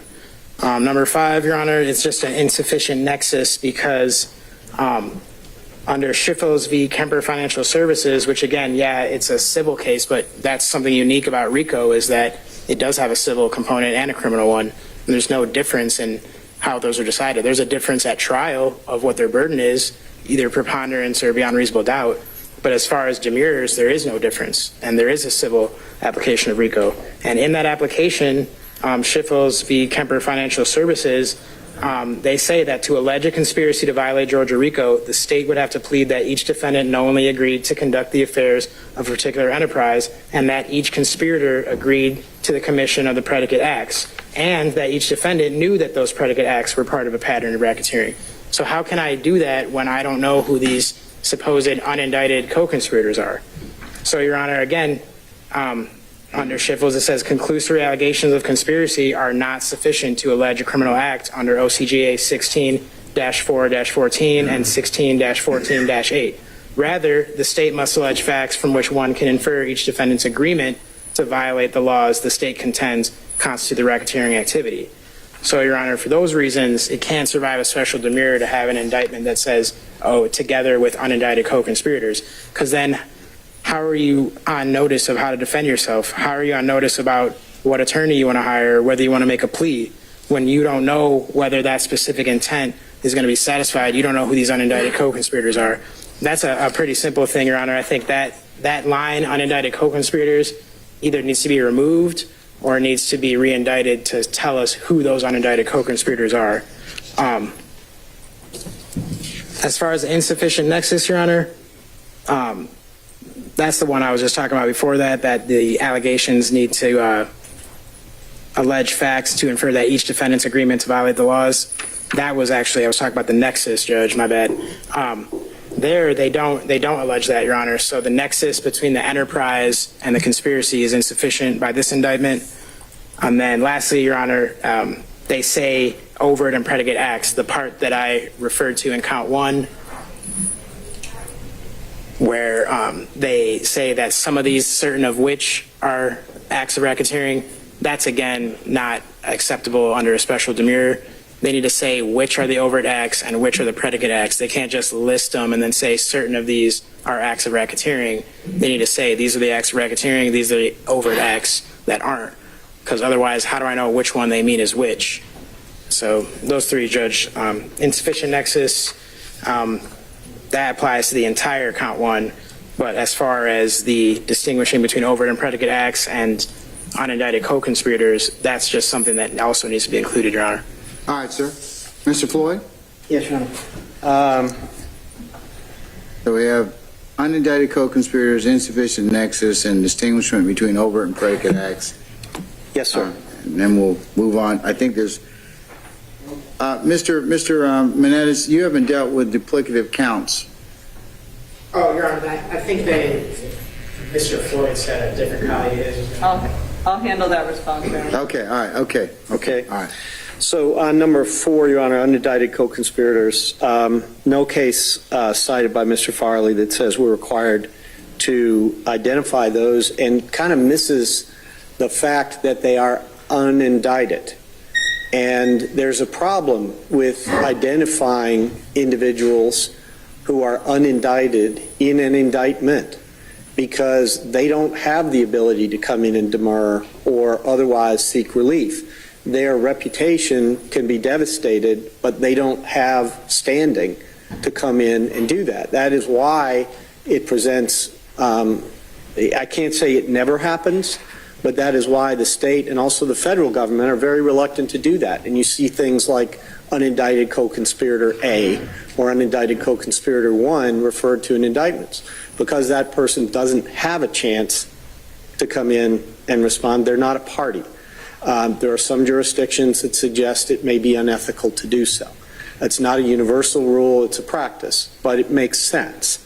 Second, we've identified all unindicted co-conspirators who are known to us in discovery. We haven't held anything back on that. As far as insufficient nexus, the case is charged in the language of the statute, and it specifically references the nexus. And all nexus is a connection. There has to be some kind of relationship. Kimbrough is the controlling case on this, unanimous Georgia Supreme Court case written by Justice Peterson. And it basically says it doesn't take much and gives a number of examples. We have specifically alleged they conspired to associate together and with others for the common purposes of illegally obtaining money and property through a pattern of racketeering activity and conducting and participating in the enterprise through a pattern of racketeering activity. That's exactly what a nexus is. And that is more than sufficient under Kimbrough. We then go on to give specific examples of what was done, such as preserving, protecting, and enhancing the reputation, power, and territory of the enterprise through acts of racketeering activity, including murder, assault, and threats of violence. That money, weapons, and other property were obtained through acts of racketeering activity, including robbery, theft, and the unlawful sale and distribution of drugs.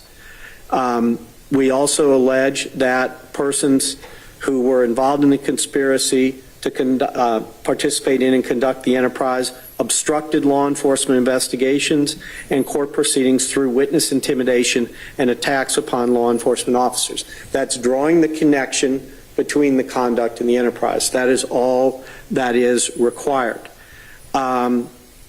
Distinguishing between overt acts and predicate acts, we did. I mean, we did exactly what Mr. Farley claims we didn't do, and it's right in the indictment.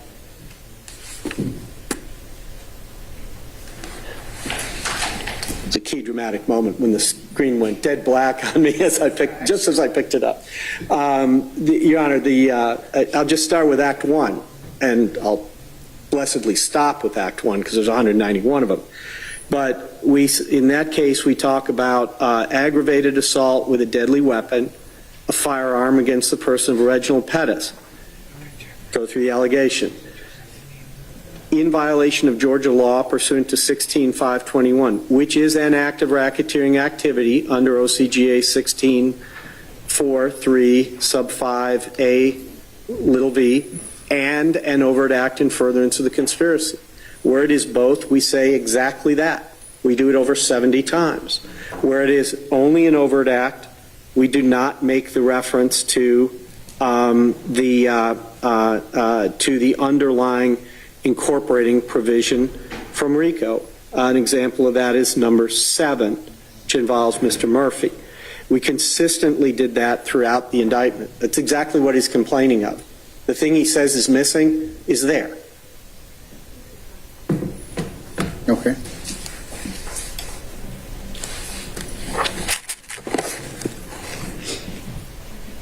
That's all I have right now, Your Honor. All right, sir. In terms of tag along to the first part of that with the unindicted co-conspirators, not the other ones, but I do have a similarly situated motion with regard to the identity of unindicted co-conspirators. In the indictment does say the defendant conspired to associate together and with others. Doesn't say who the others are, and we can argue this at a separate time. I have no problem with that, but I do want to say, in contradiction to what Mr. Floyd said, that we routinely file motions for the names and identities of unindicted co-conspirators. They may not be put in the indictment, but we routinely are provided with a list of unindicted co-conspirators because we all are entitled to know who we have conspired with, number one, and whose statements may or may not be able to be used against us under 801D2E. So I just want to tag in on that one. all right, thank you, sir. All right, based upon the arguments in the applicable case law, I'm going to deny defendants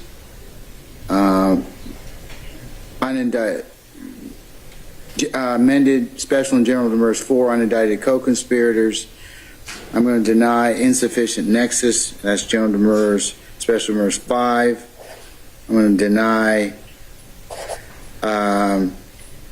distinguishment between overt and predicate acts.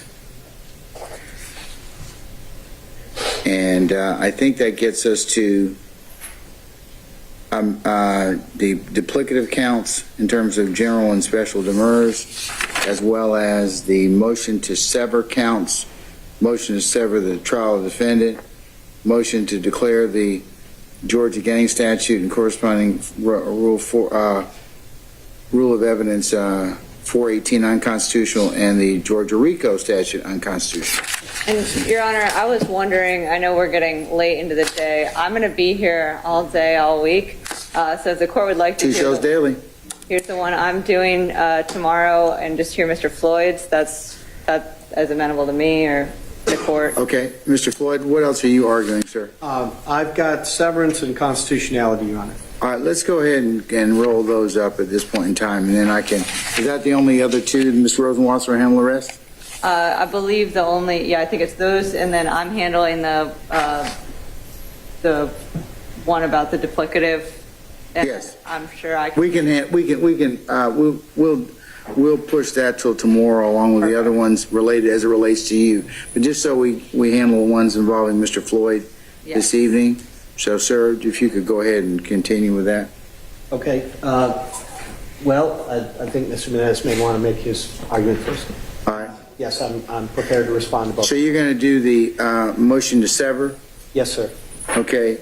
And that's just his, not the counts, just the severance, right? I was going to do both. Okay, you can do, okay, so that's, Yes. you'll do the motion to sever counts and the trial, and then the unconstitutionality of the gang statute? RICO statute. RICO statute, okay, all right. And Your Honor, I can take the gang statute, or I believe Mr. Carlson was interested in that one, but if he's. And 418, yeah, you can, okay, handle that's fine, that's fine. Okay, all right. Okay, Mr. Menendez, go ahead, sir. Yes, thank you, Judge. As far as severing counts, what I'm asking here, Your Honor, for Mr. Farley is to sever his trial into count 1, the RICO count, and then another trial that has the other counts that he's alleged to be in, which is 49, 50, 51, and 54. So, Your Honor, Johnson states that pretty clearly that when two or more crimes of the same or general nature are committed against different persons at different times and places, and they're charged in separate counts of an indictment, severance is mandatory upon the defendant's motion if the crimes are joined solely because of their same or similar character. Your Honor, that's Johnson v. State, 364 Georgia Ave. 543. That's from 2022.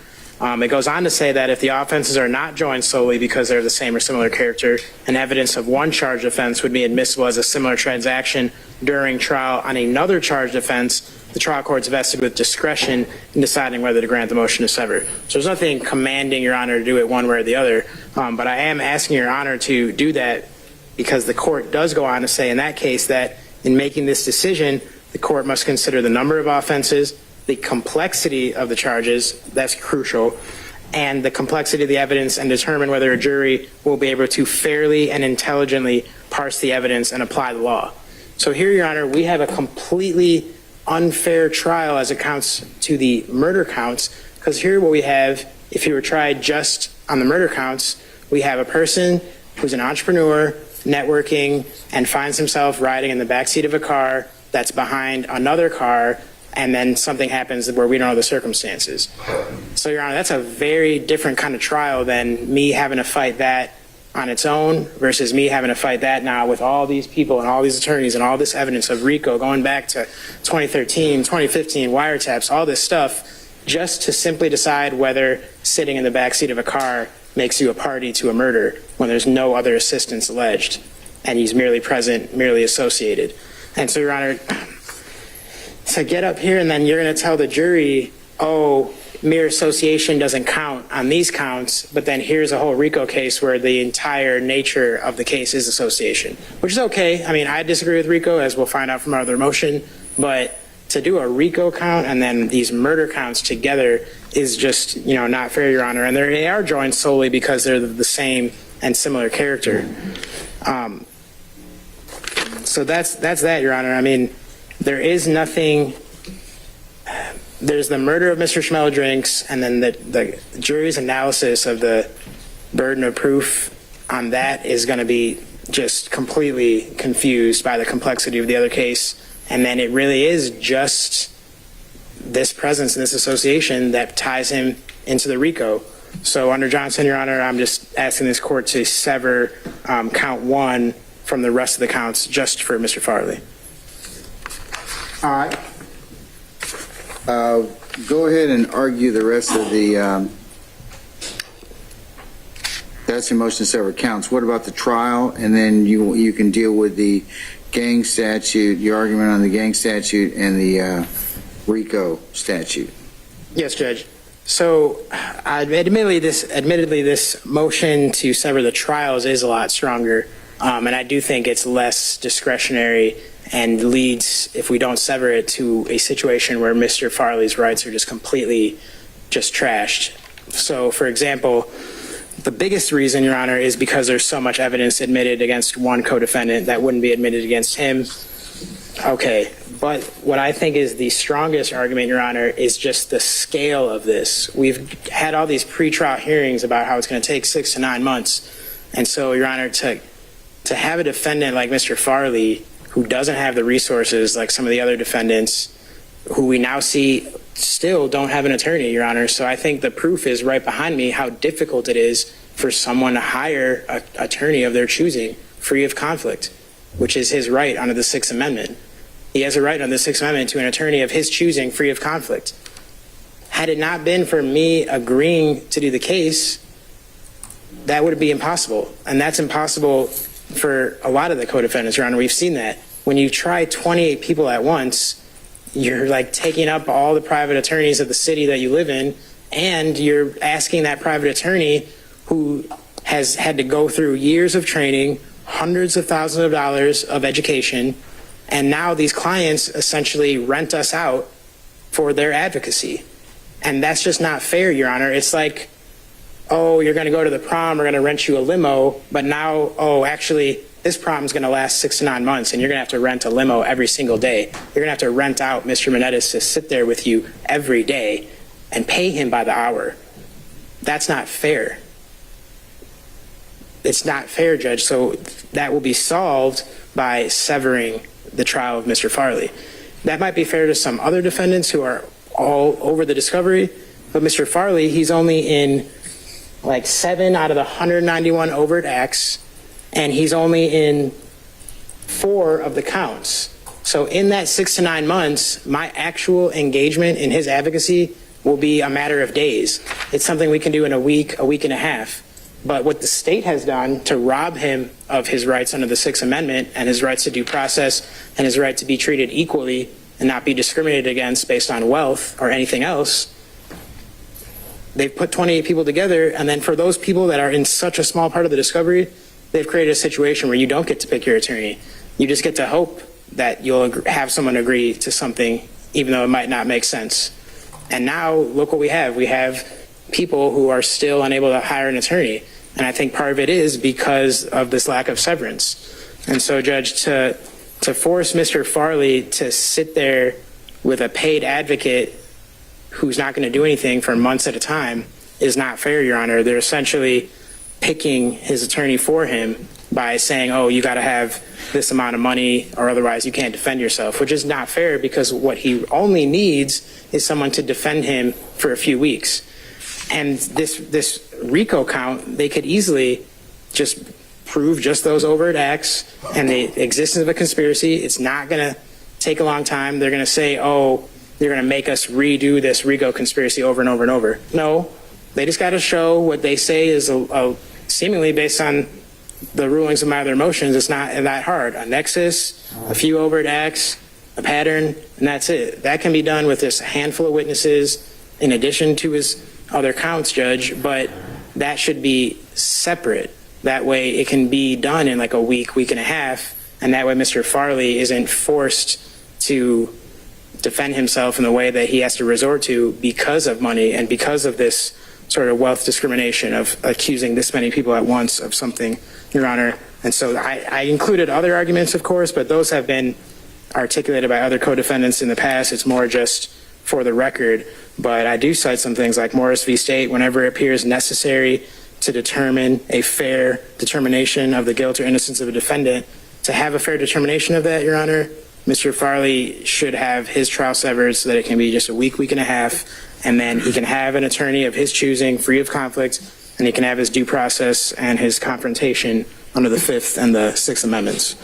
Okay, let's move on to now the your argument in terms of the gang statute unconstitutionality as well as the RICO statute. Yes, which one do you want, Your Honor? I'm doing RICO. Ms. Rosenwasser is doing gang. Okay, let's see then. I will table Ms. Rosenwasser's one till tomorrow. she's doing the gang statute? Madam, Yes, Your Honor. is that what you're doing? Okay, all right. I'm sorry to interrupt. That's okay. No, that's fine, sir. Okay, then you're doing unconstitutionality RICO. Yes, sir. All right, handle that for me, please. Let's do that tonight. Yes, Judge. Things don't change until they get challenged. Our country has a long history of case law that then realizes, oh, this was wrong, and it just takes someone doing the right thing and challenging that for that determination to even go up to a higher court, Your Honor. So that's why I am objecting to these.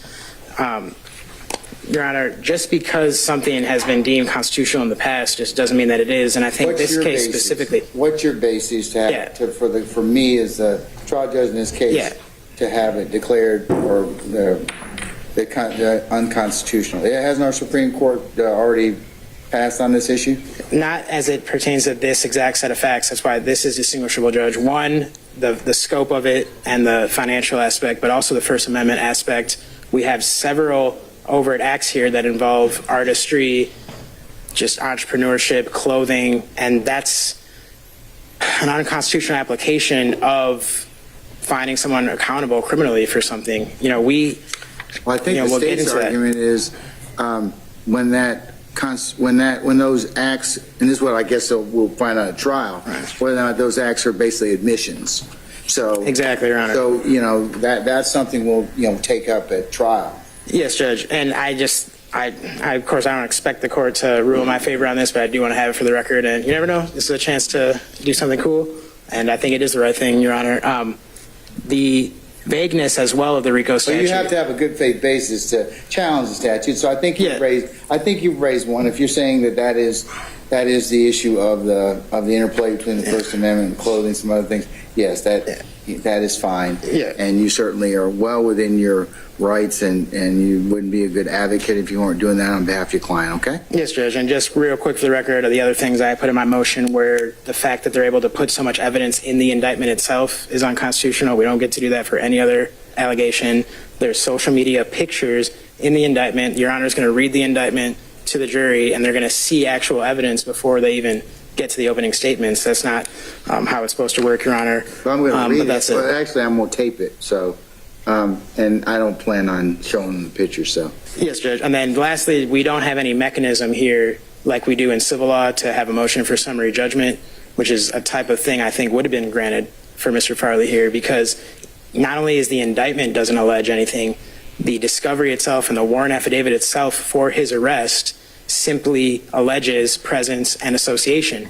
So there's nothing stopping the state when they're out to get somebody, they can just in bad faith with a warrant that doesn't say anything about how you're a party, just loop you into a big RICO case and then start pressuring you to cooperate or take some kind of deal, because what else are you going to do? But there is no mechanism pre-trial to have Your Honor look at any of that, and so that's another aspect. Well, I can't suppress the whole case, Judge. I can only suppress. I know, but as it pertains to your client, you filed some 23 motions. I think you're doing a fine job. Well, thank you, Judge. Okay. Anything else? Relates to unconstitutionality? No, Your Honor, that's all. Okay, all right. Thank you, sir. All right, Mr. Floyd. Thank you, Your I think Honor. he's got, a motion to sever the counts, sever the trial, and unconstitutionality of the RICO statute.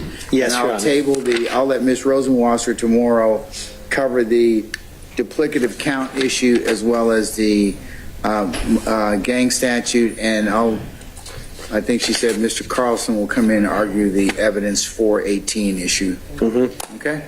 Yes. Yes, sir. Ms. Johnson. Response would just like to join in Mr. Menendez's motions with regards to the severance of the count and the trial itself. That's fine. Okay. All right. And Mr. Floyd, yes, sir. Whatever the ruling is, can I ask you to prepare an order on whatever grounds on the issues that I've denied? You prepare suitable 1 through 6, the amended special general. Yes, sir. All right, Will do. Let me rule on these things first, and then I'll let you. Depending how I rule on these, I may ask you to include these. Okay. Whatever the court's pleasure is. Okay. Yes. All right, sir. So severance. Your Honor has already heard severance motions. I believe 7 of them. I have. You have already denied them all. Yes. I had a feeling you'd remember, but just in case, I wanted to remind you. The mistaken premise, and it's been true throughout them all and is true here, is the idea that somehow if you sever, the trial becomes much smaller, shorter, easier, a week or whatever. Unfortunately, it doesn't work that way. This is a conspiracy case. We're going to have to prove the enterprise. We're going to have to prove the overt acts, and the evidence is largely the same. I can't say it's exactly the same. I won't go that far, but it will be substantially the same in each circumstance. And so there's not that time efficiency that keeps getting rolled out in front of you simply doesn't exist.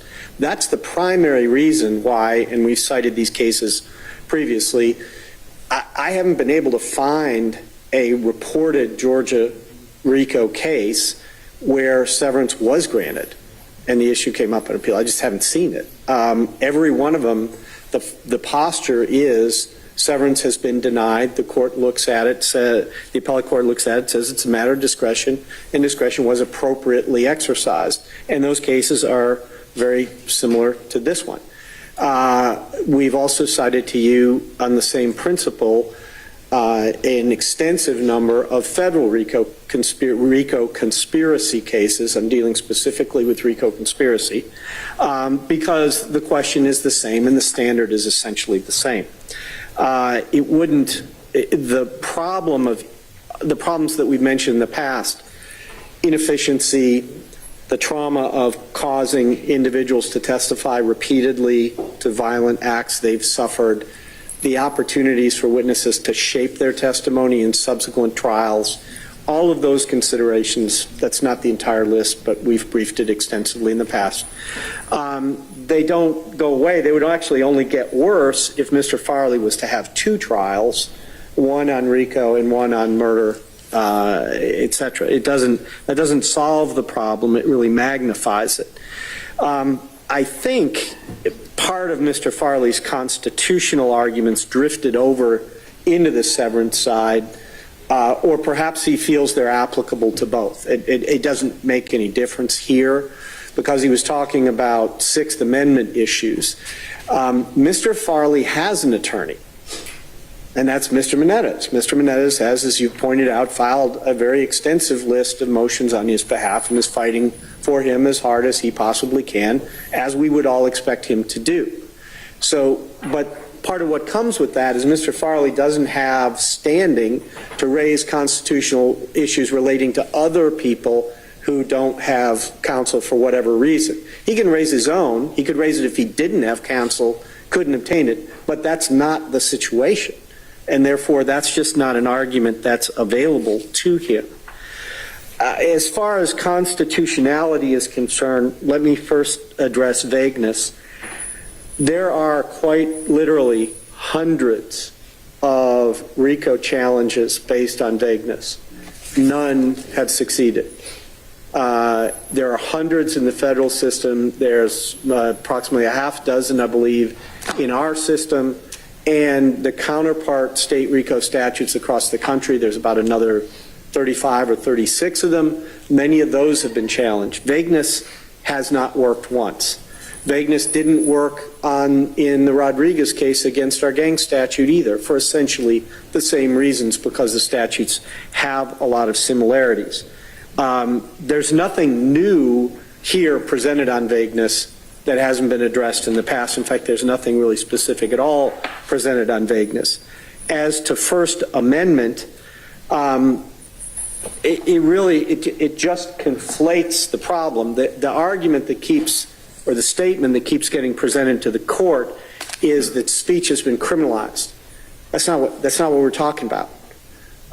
We are talking about speech as evidence. There's no offense that says somebody's not being charged with making an offensive lyric or video. That crime doesn't exist in Georgia. It is not alleged in this indictment. But the fact that somebody is engaged in some sort of performance doesn't immunize them and doesn't create a First Amendment shield against all responsibility. I've not been able to find a case that said that a charge is unconstitutional or a statute is unconstitutional because some sort of performance is involved. And frankly, that wouldn't be a basis to hold the statute unconstitutional. It would be a basis to exclude a specific piece of evidence. I imagine that's an argument we're going to get to pretty soon, but that's not a constitutional argument here. The United States Supreme Court in Wisconsin versus Mitchell made it absolutely clear that something doesn't stop being evidence because it's in a book or a movie or a poem or a song or a diary. Because that would lead us to the absurd circumstance in which a person who simply picked up the phone and called the police and said, I murdered John Smith. I did it in this place. I did it on this day. I did it for this reason, and I did it using this weapon. You can go find his body right now. Well, we pretty much know what's going to happen there, right? But if I post it on YouTube and I sing it, that becomes inadmissible. And if we use it to charge, the statute becomes unconstitutional. There's nothing, absolutely nothing that supports that. The too much evidence in the indictment, this is exactly what I was alluding to before, which is the argument that the sort of Goldilocks argument the state usually faces.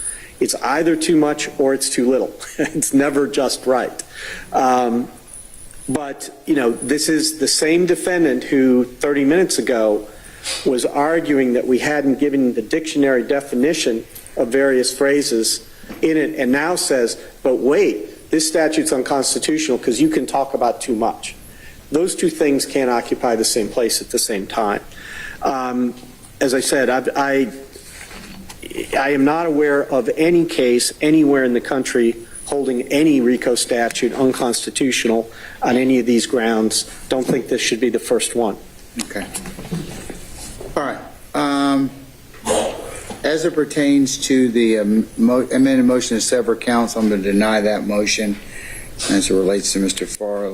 Farley. I'm also going to deny the motion to sever his trial from the other co-defendants, and I'm also going to deny the motion to declare the Georgia RICO statute unconstitutional. So, Mr. Menendez, we will take up there's three things I think we'll take up tomorrow as it relates to Mr. Farley: the duplicative counts and the unconstitutionality of the 418 and the gang statute tomorrow. So I'll take up those. I've otherwise the other issues, as I've indicated, we'll table those until such time as, like for the autopsy photographs and the music video and social media evidence. Okay? Yes, Judge. The evidentiary motions for 28th. You got three? Yeah, we will take up those on the 28th. Yes. Yeah. Yes, Your Honor. Our witnesses would be available on the 28th. So yeah, but those are only the three for those three motions, right? Yes, Your Honor. Okay. All right. So we'll take up those then. All right. In the waning hours of the day, let me just recap, Ms. Rosenwasser, for tomorrow. You've got Walter Pineda. Yes, Your Honor. He'll be coming first. You got Quentin Hall. Yes, Your Honor. Okay. Do you have anybody else? Anybody else that potentially you might be able to move up, or might be depending upon how we go tomorrow? Not to my knowledge. I'll reach out to Investigator Worrell tonight. He was one of the people on for Wednesday. I can see if he's available. But we do have Mr. Stillwell's motion to dismiss. We have we should be able to do that. I know the court wished to hear that tomorrow as well. Okay, all right. And then obviously I'll be ready for Mr. Farley's motions also. The two that we just talked about. All right, I think that's plenty. And then there'll be some, I'm sure that, folks, just to put you on notice, Thursday we will have to take up the issues involving the jury questionnaire. So what I'd like you to do is prepare for the, we have a list of the questions that we propose to ask.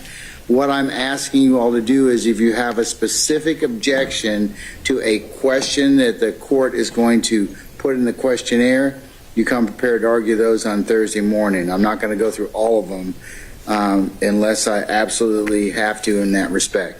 But you've had plenty of time at this point in time to kind of consider that. So Thursday morning, we'll take up that issue. Is there anything else I need to kind of, as an administrative announcement, I need to do? Mr. Floyd, you'll take care of a suitable order. Send that to Mr. Menendez. I will do that, and Your Honor, I just want to ask one question because of the format. There were 6 amended special and general demurrers, and they were filed each as a separate document, as you saw. Would the court prefer a separate order as to each one, or is it okay to consolidate? It's okay to consolidate that, yes, sir. All right, thank you. All right. Yes, Mr. Adams. Perhaps I've missed it. Has the court sent out a proposed list of jury questions? I know we've submitted them, some other attorneys have submitted them, the state has submitted them. Is there a court's? What I'll do is I will ask Mr. Kearns is not feeling well, so I'm going to ask him tomorrow if that hasn't been sent out already. It should be sent out, okay? All right. So, Your Honor, we will have that questionnaire prior to Thursday. Yep.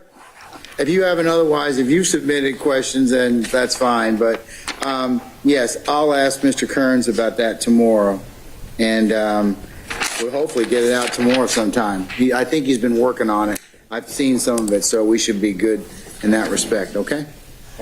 All right. Anything else in terms of administrative announcements? No, Your Honor. All right, well then we'll see you all tomorrow morning for anticipated start time about 9:30, okay? Yes, sir. Thank you. Okay, all right, we're in recess? I'll get with you.